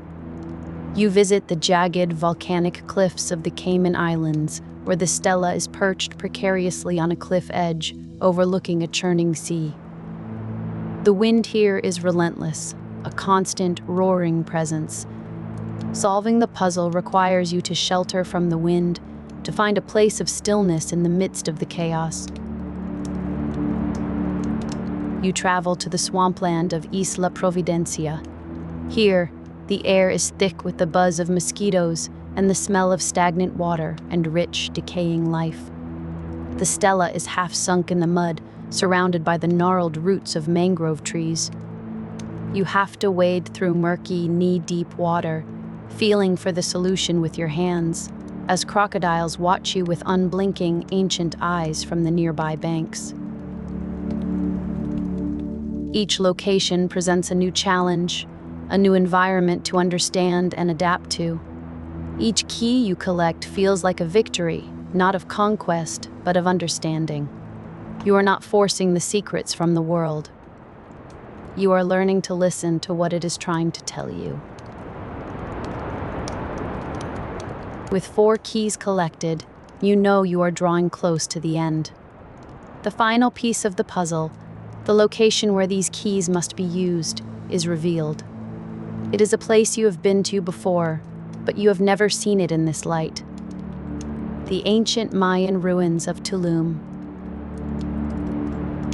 Tulum is not a forgotten ruin, lost to the jungle. It is a fortress, a city, still occupied by men who guard its secrets fiercely. But you are not interested in them or their fort. Your map points you to a different location, a sacred place. A cenote, hidden within the city's walls. You find it at night. Under the light of a full moon, you slip past the guards, a ghost in the shadows of the crumbling stone walls. You make your way to a secluded courtyard.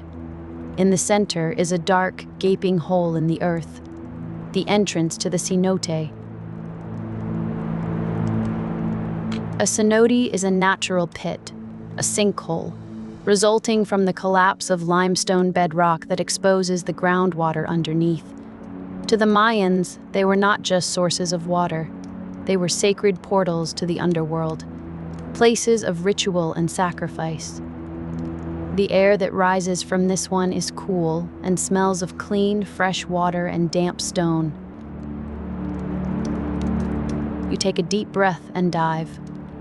The water is shockingly cold, but crystal clear. The moonlight penetrates the surface, sending shimmering, silver beams down into the depths. It is like diving into a liquid night sky. You swim down, following a submerged passage that opens up into a vast underwater cavern. Your lungs are burning, but you push on. You see a faint light ahead. It is air. You surface with a gasp, finding yourself in a hidden cave, sealed off from the outside world. The only light comes from phosphorescent moss growing on the walls, casting a soft, ethereal blue-green glow over everything. The air is still and silent. You have the feeling that no one has breathed this air for 1,000 years. In the center of the cavern is a large, circular stone door.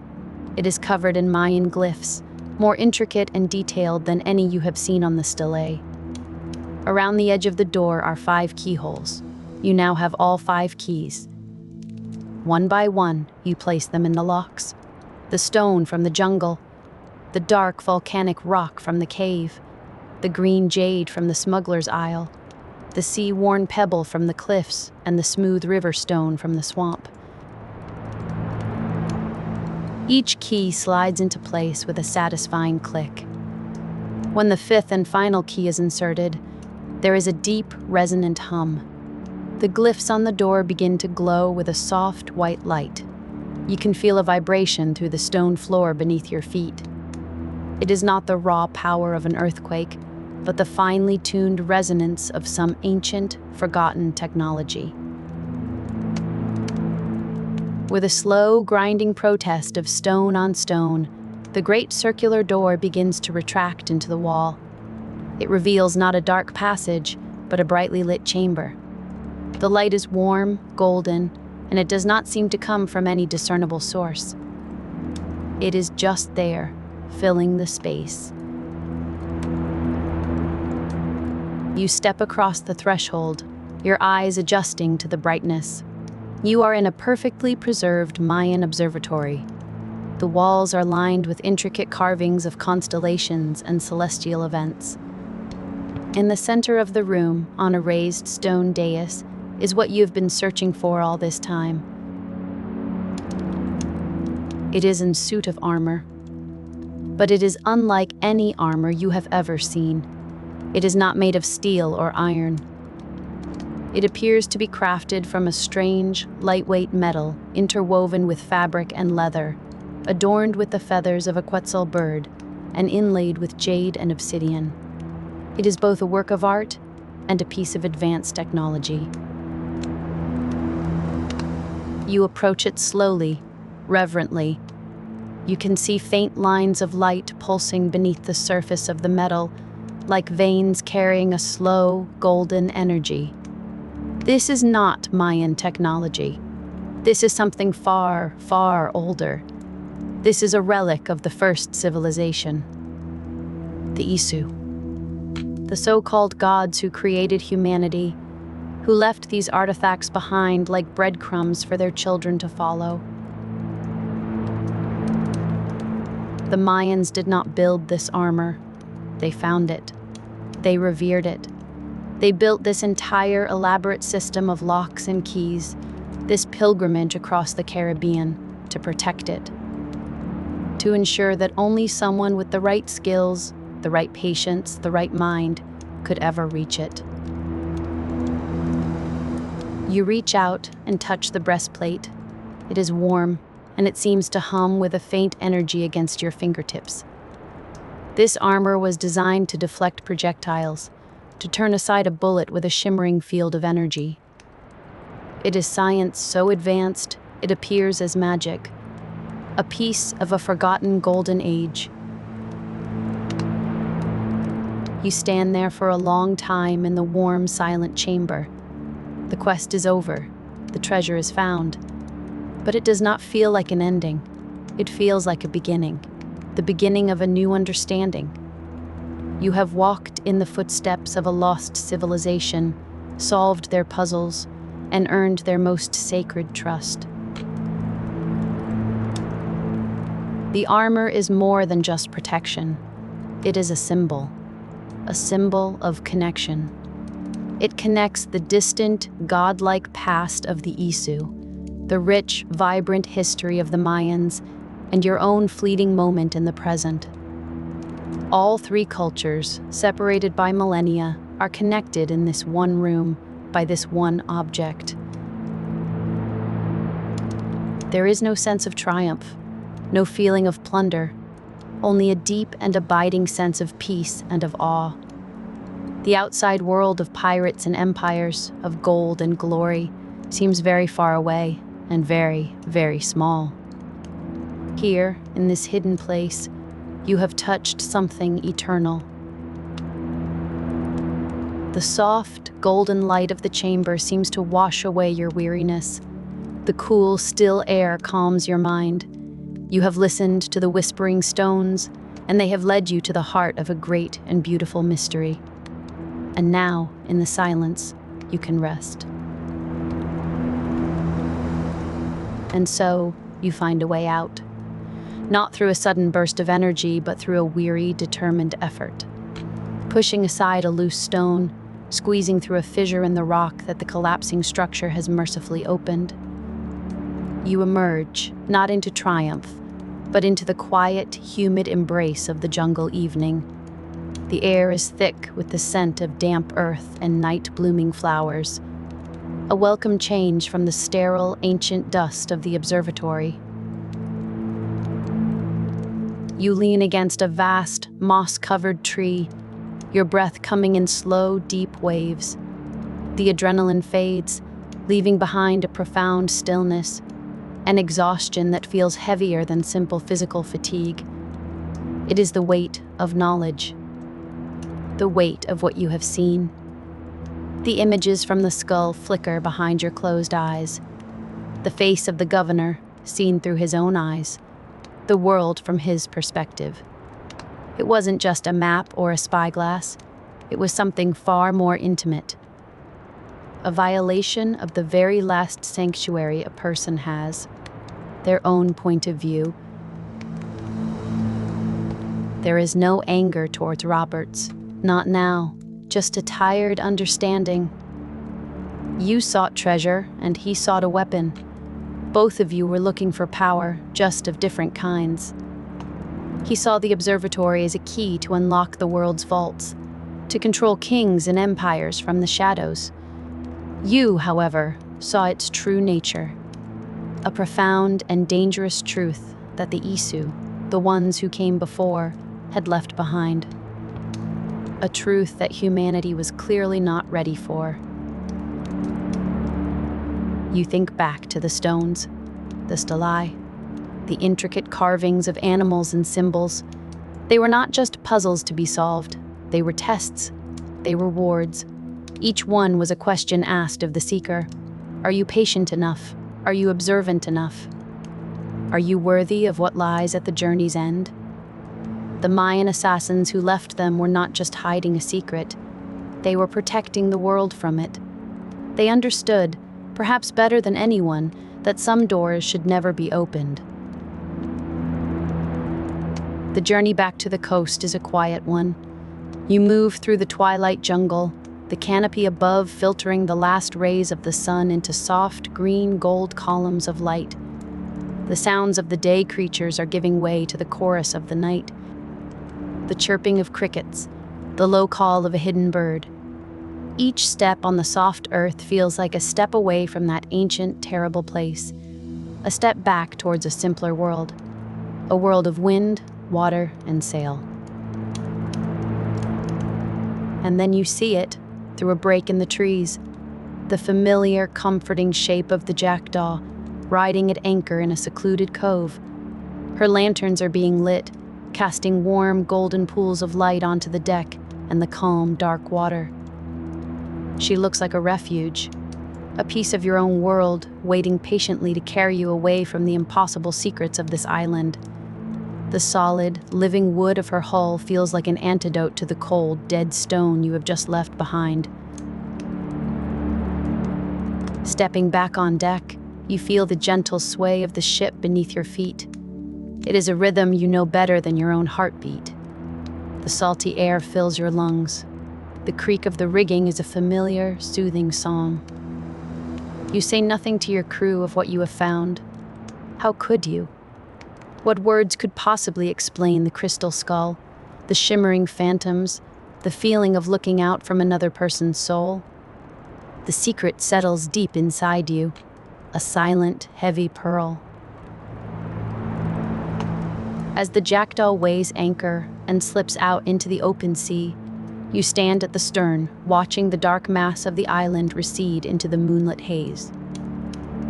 The whispers of the stones are finally silent, their story told, their burden past.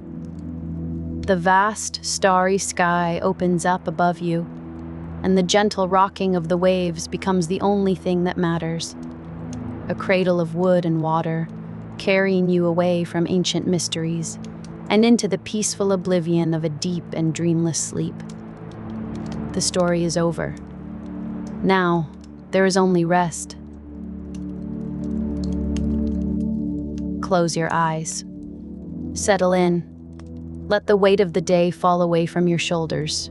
There is nothing for you to do now, nothing to solve, nowhere to be, just this moment, here, with this story. Imagine you are sitting in a large, airy room. The last light of a Caribbean sunset filters through open shutters, painting long, warm stripes across the wooden floor. You are in the master's quarters of a grand manor house on the island of Great Inagua, a place that was once a pirate stronghold, a bustling hub of rebellion and revelry.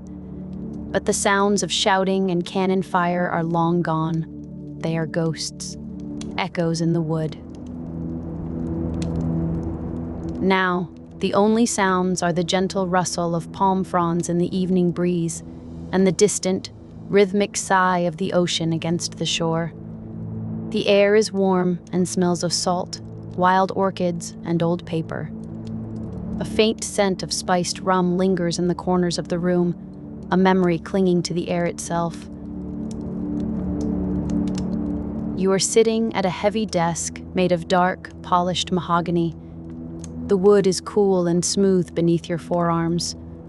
Before you is a single sheet of parchment, a quill, and a pot of black ink. The page is blank.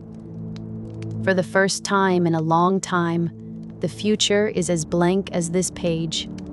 Not in a frightening way, in a quiet one.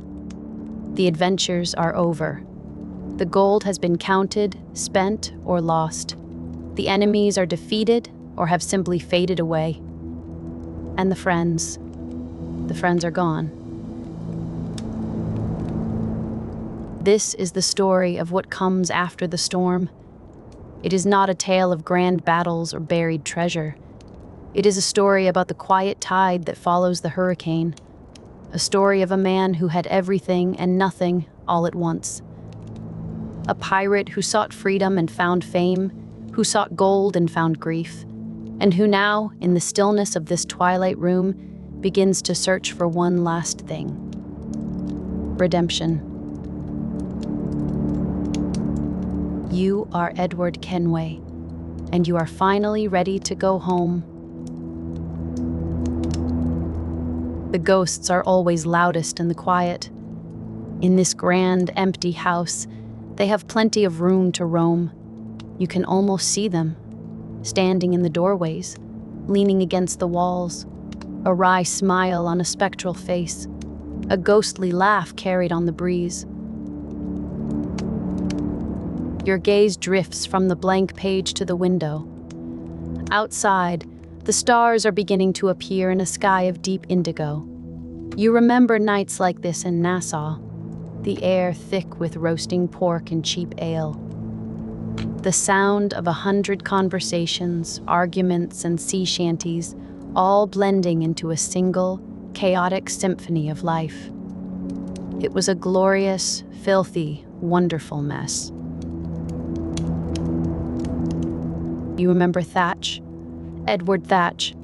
The world knew him as Blackbeard, a name designed to inspire terror, a reputation built with burning fuses in his beard and a chest full of pistols. But you remember the man, the sharp, intelligent eyes that missed nothing. He was a performer, and a brilliant one. He understood that the world was a stage, and he had chosen to play the villain because it was, by far, the most profitable role. He dreamt of a pirate republic, a place called Libertalia, a haven free from kings and masters. He spoke of it with a fire in his eyes, a genuine belief that a better world could be carved out of the sea and sand. It was a beautiful dream. An impossible one, as it turned out. But beautiful nonetheless. You can still feel the heat from the bonfires on the beach, still hear his voice, low and certain, spinning tales of a future that would never come to be. His end was a brutal, bloody affair off the coast of Carolina. A cornered lion fighting to the last. It wasn't glorious. It was just an ending. The closing of a book. The extinguishing of a bright, fearsome flame. The world was a little less interesting without him in it. Then there was Vane. Charles Vane. Where Blackbeard was a performer, Vane was pure, uncut rage. A storm in human form. He never truly liked him, if you're being honest. He was paranoid, cruel, and selfish. But you respected his spirit. He was utterly, uncompromisingly free. He bowed to no one. Not to governors, not to kings, and certainly not to his fellow pirates. He was a force of nature, anarchic, unpredictable. You remember arguing with him, constantly. His voice always a low growl, his hand never far from his sword. He saw betrayal in every shadow, a knife in every friendly hand. And in the end, his paranoia was justified. His own crew marooned him. He ended his days on the gallows, defiant to the very last, cursing the world that had tried to tame him. You wonder if he found some kind of peace in that final, angry silence. You lean back in your chair, the wood creaking softly beneath your weight. The memories are not sharp anymore. They are like old paintings, their colors faded by the sun and salt. They don't bring pain, just a quiet, hollow sense of absence. A space at the table that will never be filled. And then you think of her, Mary Reed, disguised as James Kidd for so long, She was sharper than any of you, wiser. She saw the world not just as it was, but as it could be. She spoke of a creed, of assassins and Templars, of a war fought in the shadows for the soul of humanity. At the time, you thought it was just talk, grand stories to pass the time. You remember her quiet confidence, the way she moved with a grace that betrayed her rough exterior. She taught you how to listen, how to see the patterns in the chaos. She saw something in you that you did not see in yourself. Not just a pirate seeking gold, but a man seeking purpose. Her death in that filthy prison was a waste, a light snuffed out too soon. Her belief in a cause greater than herself gave your life a direction it had never had before. It was a heavy gift, a burden of purpose you have carried ever since. You try to honor her memory, to be the man she believed you could become. The names and faces flow through your mind. Ben Hornigold, who taught you the trade and then betrayed it. Calico Jack Rackham, a peacock of a man who cared more for fame than fortune. And Anne Bonny, who walked away from it all, choosing a quiet life over a short and glorious one. Maybe she was the wisest of them all.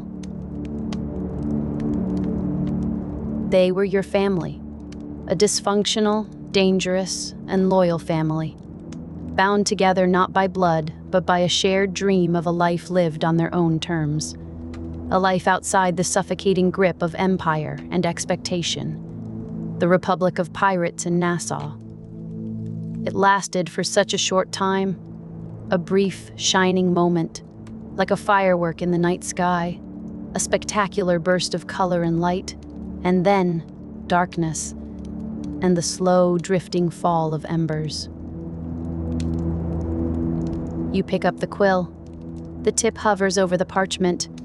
You are not just leaving an island, you are leaving a graveyard of memories. The golden age of piracy is over. It died not with a grand battle, but with a slow, weary sigh. It succumbed to pardons and blockades and the simple, undeniable truth that nothing lasts forever. The dream is dead, and you, Edward Kenway, are one of its last survivors, a king in an empty castle, haunted by the ghosts of his court. But a new chapter is waiting to be written, a different kind of life. And it begins with a single word, written to a daughter you have never met. Your journey to the Creed was not a road to Damascus. There was no flash of light, no sudden, divine revelation. It was more like navigating a foggy coastline.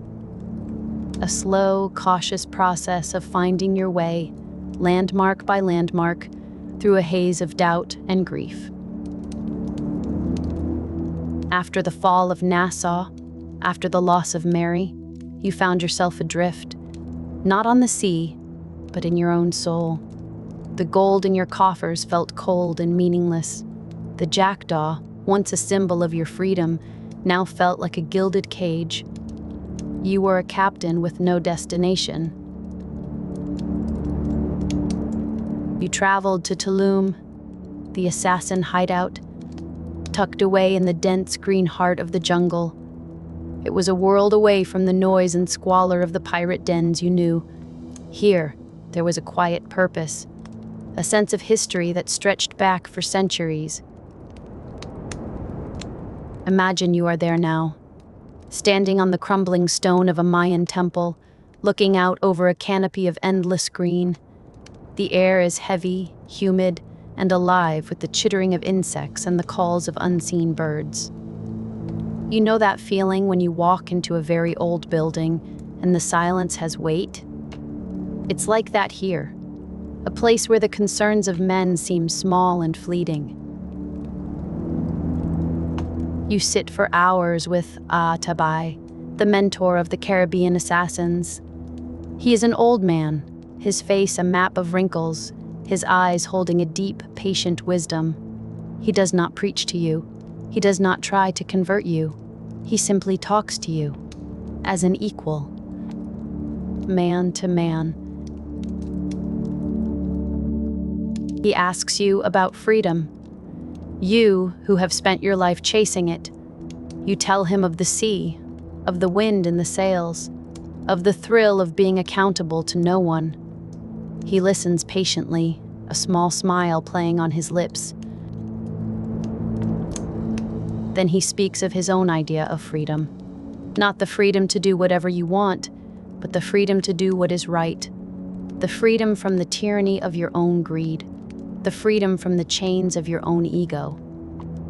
He tells you that true freedom is found not in anarchy, but in service to a cause greater than yourself.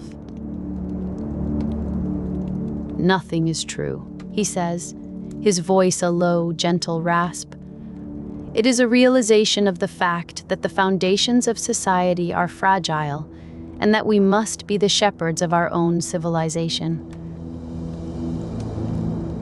Everything is permitted, he continues, his gaze fixed on the horizon. This is not a command to indulge, but an understanding that we are the architects of our actions and that we must live with their consequences, be they glorious or tragic. His words settle in your mind, not like orders, but like seeds. They take root in the fertile ground of your own experience. You think of your friends, of the chaos that consumed them. They had the freedom to do as they pleased, but it led them to ruin.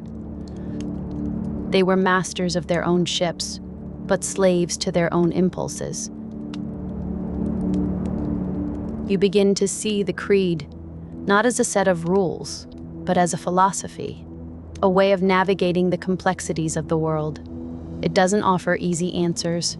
It doesn't promise riches or glory. It offers something far more valuable: a compass. A way to find your true north in a world that is constantly trying to pull you off course. You spend months in Tulum. You train with the assassins. You learn their methods: the silent stalk through the jungle, the leap of faith from a high perch. But more importantly, you learn their history. You read the old texts. You listen to the stories of those who came before. Altair, Ezio, men who fought and bled for the belief that humanity should be free to choose its own path. The robes of the assassin feel strange at first, heavier than your old pirate coat.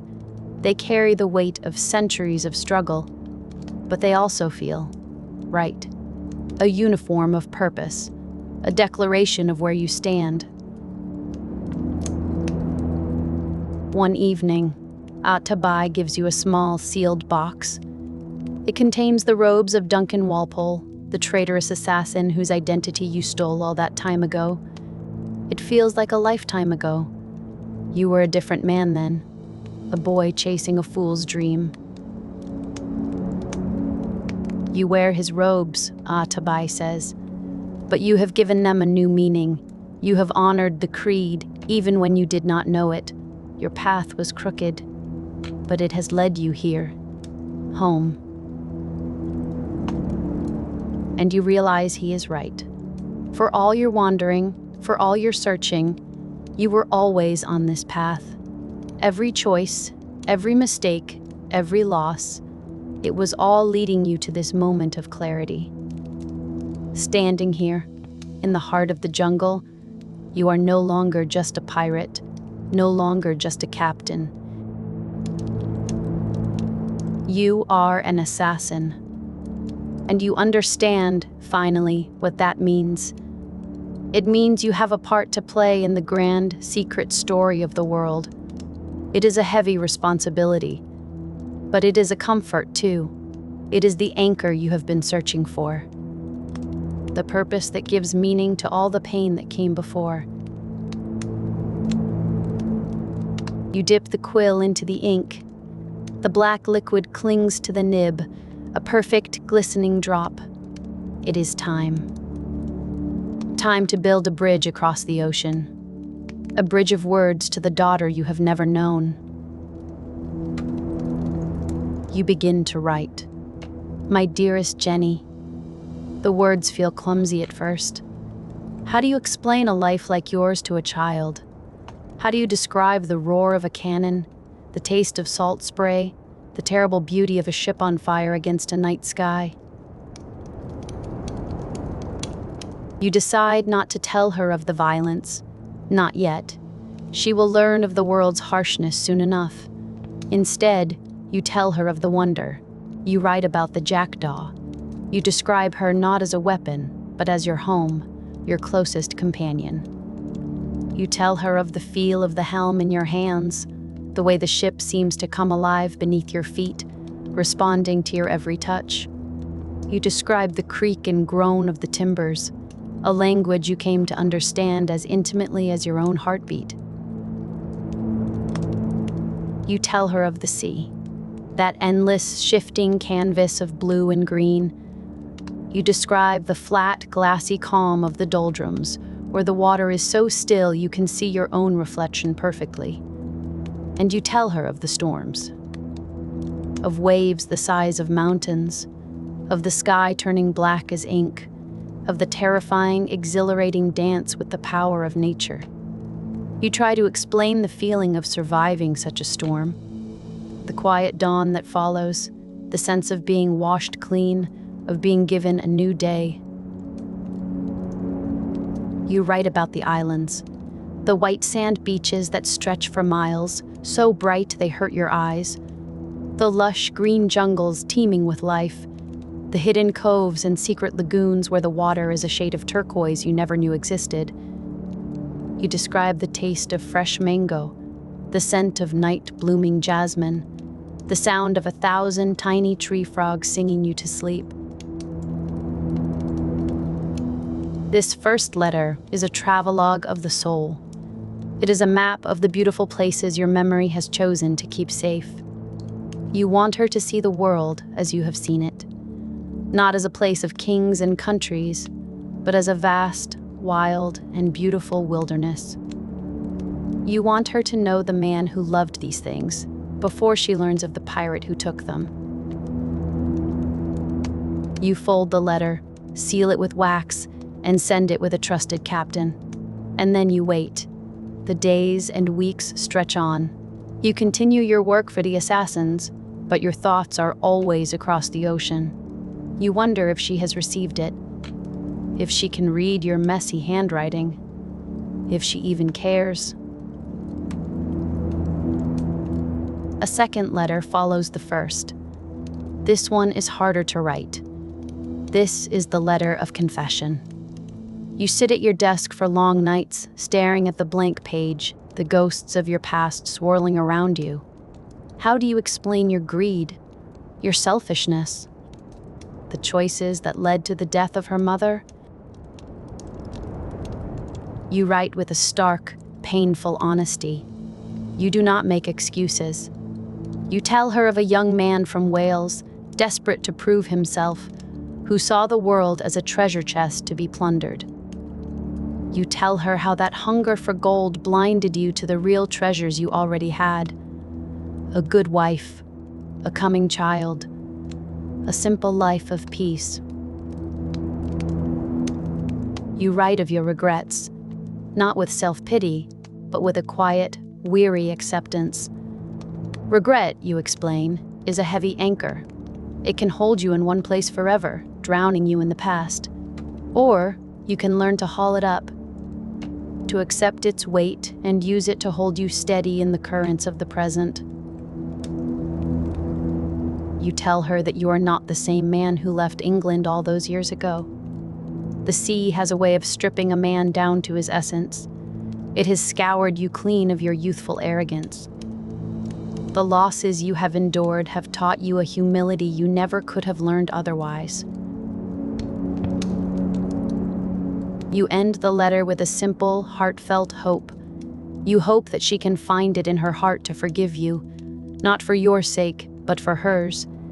You don't want your mistakes to be the shadows that darken her own future.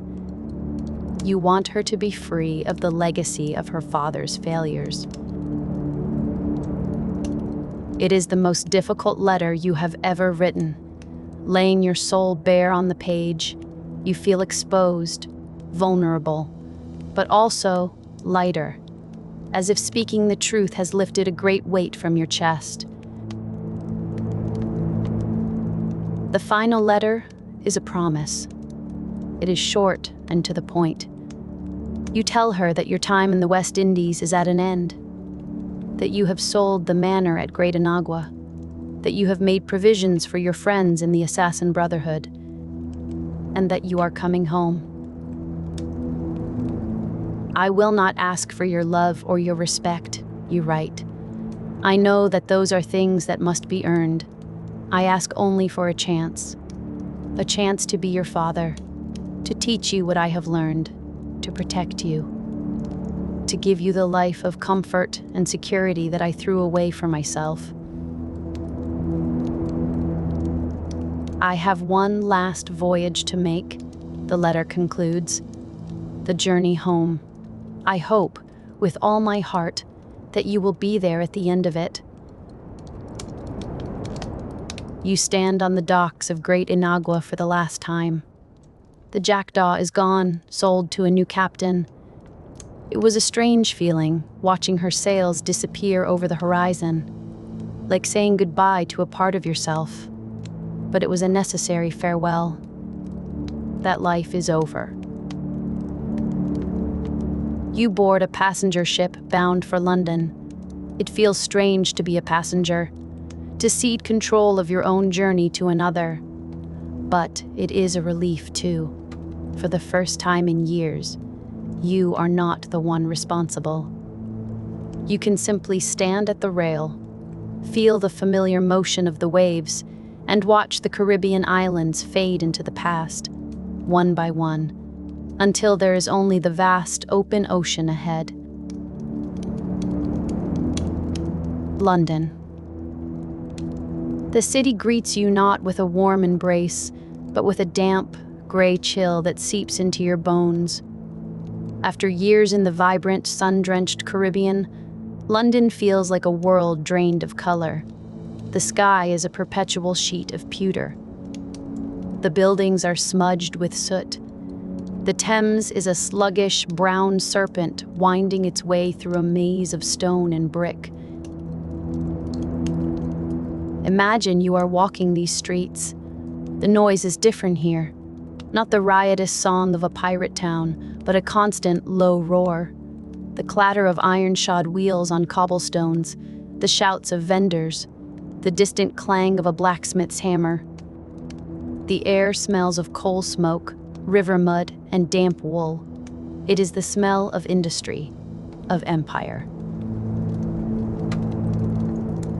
You are a man out of time, out of place. Your skin is tanned by a sun this city rarely sees. You move with a predator's grace that is at odds with the hurried, hunched shuffle of the city dwellers. People stare at you, a curiosity, a relic from a wilder world.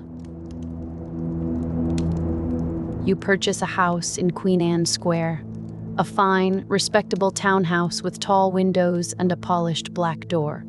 It is elegant, civilized, and it feels as alien to you as a cage. The silence inside is deafening. The rooms are full of fine furniture, but they feel empty, devoid of the ghosts and memories that filled your home in Great Inagua. You are a wealthy man now. The treasures you gathered have been converted into land and investments. You have everything you once dreamed of: status, security, respectability, and you have never felt more alone. And then, one afternoon, there is a knock at the door. Your heart hammers in your chest. You know who it is. You open the door, and there she is. A young girl, perhaps 10 years old. She has her mother's eyes. She is standing beside her stepfather, a stern-looking man who regards you with suspicion. This is it. The moment of truth. You kneel down, so you are at her eye level. You don't know what to say. All the words you practiced, all the speeches you prepared, they vanish from your mind. So you just say her name. Jenny.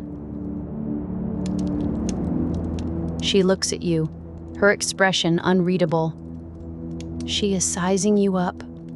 This stranger who claims to be her father, this man from the sea. After a long moment of silence that feels like an eternity, she takes a small, hesitant step forward, and she takes your hand. Her hand is so small in yours.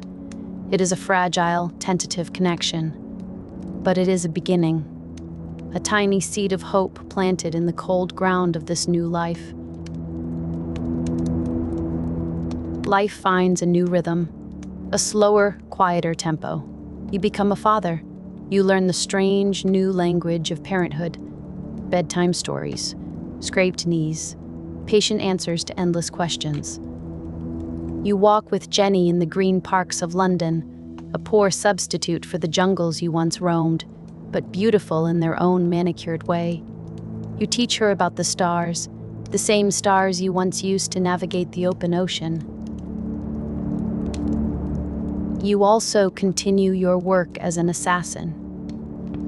The fight against the Templars is as present here in the heart of the Empire as it was in the remote colonies. But the work is different. It is a game of whispers and secrets, of intelligence gathered in smoky coffee houses and coded messages passed in crowded ballrooms. You are a spy master now, not a swashbuckler. You trade your cutlass for a pen. Years pass. The quiet life you chose begins to feel like a comfortable coat. You marry. You have another child, a son. Hytham. He has your fire, your sharp intelligence. You see the makings of a great man in him, a great assassin. You begin to train him, teaching him the philosophy of the creed, the importance of questioning, of fighting for those who cannot fight for themselves. You have found a different kind of freedom. Not the wild, untamed freedom of the sea, but the quiet, profound freedom that comes from purpose, from responsibility, the freedom from the ghosts of your past. You have made peace with the man you were, and you have embraced the man you have become. The Pirate King is gone. In his place is a father, a husband, a master assassin, a man who understands that the greatest treasure is not buried on a deserted island, but is found in the simple, everyday moments of a life well lived, a life dedicated to something more than just himself. And so our story ends, not with the roar of a cannon, but with the gentle crackle of a fire. Picture it now. You are in your study in London. It is a cold, wet night. Rain murmurs against the window panes, but inside it is warm and safe. A fire burns brightly in the hearth, casting a warm, flickering glow on the bookshelves that line the walls. You are sitting in a comfortable armchair, a heavy blanket over your legs. A sleeping wolfhound lies at your feet, his tail twitching as he dreams of the hunt. From upstairs, you can hear the faint sound of your children's laughter, a sound more precious than any gold. Your wife is reading in the chair opposite you, the soft light of a lamp illuminating her face. There is a deep, abiding peace in this room, the kind of peace you once thought impossible.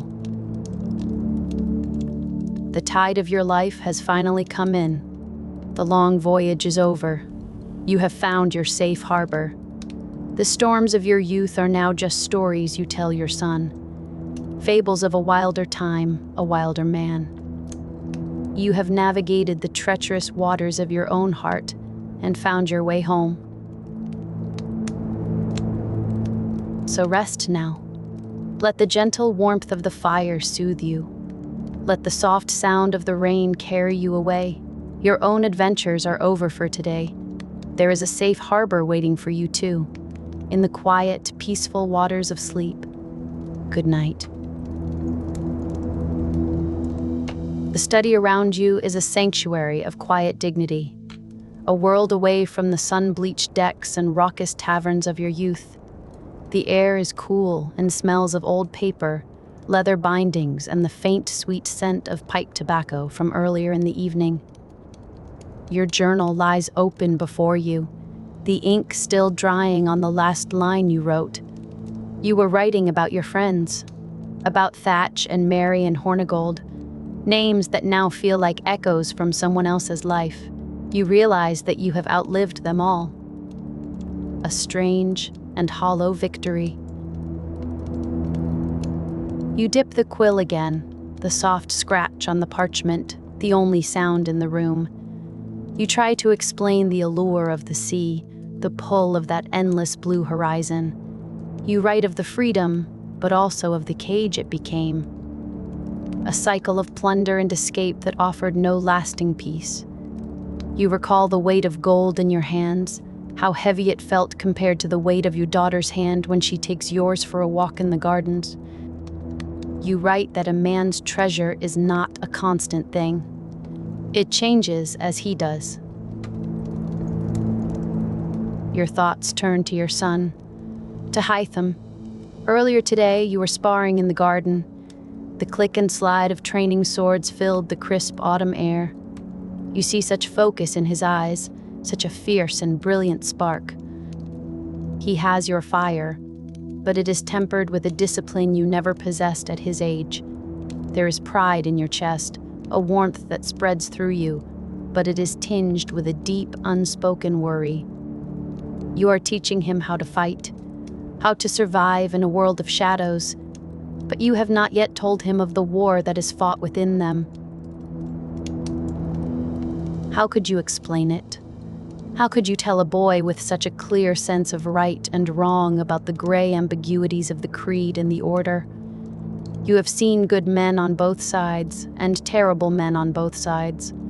So you teach him to question, to think for himself, to never follow any flag or any creed blindly. You hope, with all your heart, that this will be enough to protect him. You hope he can forge a path that is entirely his own, free from the burdens of his father's past. You lean back in your chair, the old wood groaning softly. Your gaze drifts towards the fireplace where the embers glow like a sleeping dragon. The soft light flickers across the room, illuminating the life you have built here. It is a good life, a peaceful one. And yet, sometimes, in the quietest hours of the night, you feel the phantom roll of a ship beneath your feet. You can almost taste the salt on the wind. It is not a longing, not anymore. It is simply a memory, a ghost that walks beside you. You think of Caroline. Her image comes to you unbidden, as it often does. Her smile, the determined set of her jaw. You wonder what she would think of this grand house, of the man you have become, a man of property and standing. An assassin who moves in polite society. You believe she would be proud, not of the wealth, but of the peace. Proud that you finally found a shore worth staying for. The ache of her loss has softened over the years into a gentle, bittersweet hum beneath the surface of your days. You look at the sword mounted above the mantelpiece. Not a pirate's cutlass, but a finer blade, one befitting a master assassin. It is a tool, but also a symbol, a promise, a vow to protect this quiet life, not with aggression, but with vigilance. The greatest battles you fight now are in smoky drawing rooms and whispered conversations, protecting the future of your family and the principles of the brotherhood. Your redemption was never going to be found in a grand, final battle. It is being forged here, day by day, in these small acts of love and duty. Rising from your desk, you cross the room to the window. You pull back the heavy velvet curtain and look out over the sleeping streets of London. A light rain has begun to fall, making the cobblestones glisten under the gas lamps. The world feels muted, calm. The chaos of your past has settled. The storms have passed. All that is left is the quiet harbor of home. You are no longer Captain Kenway of the Jackdaw. You are simply Edward, a father, a mentor, a man who has finally found his peace, not on a map, but within the walls of his own home. And it is more than enough. It is everything.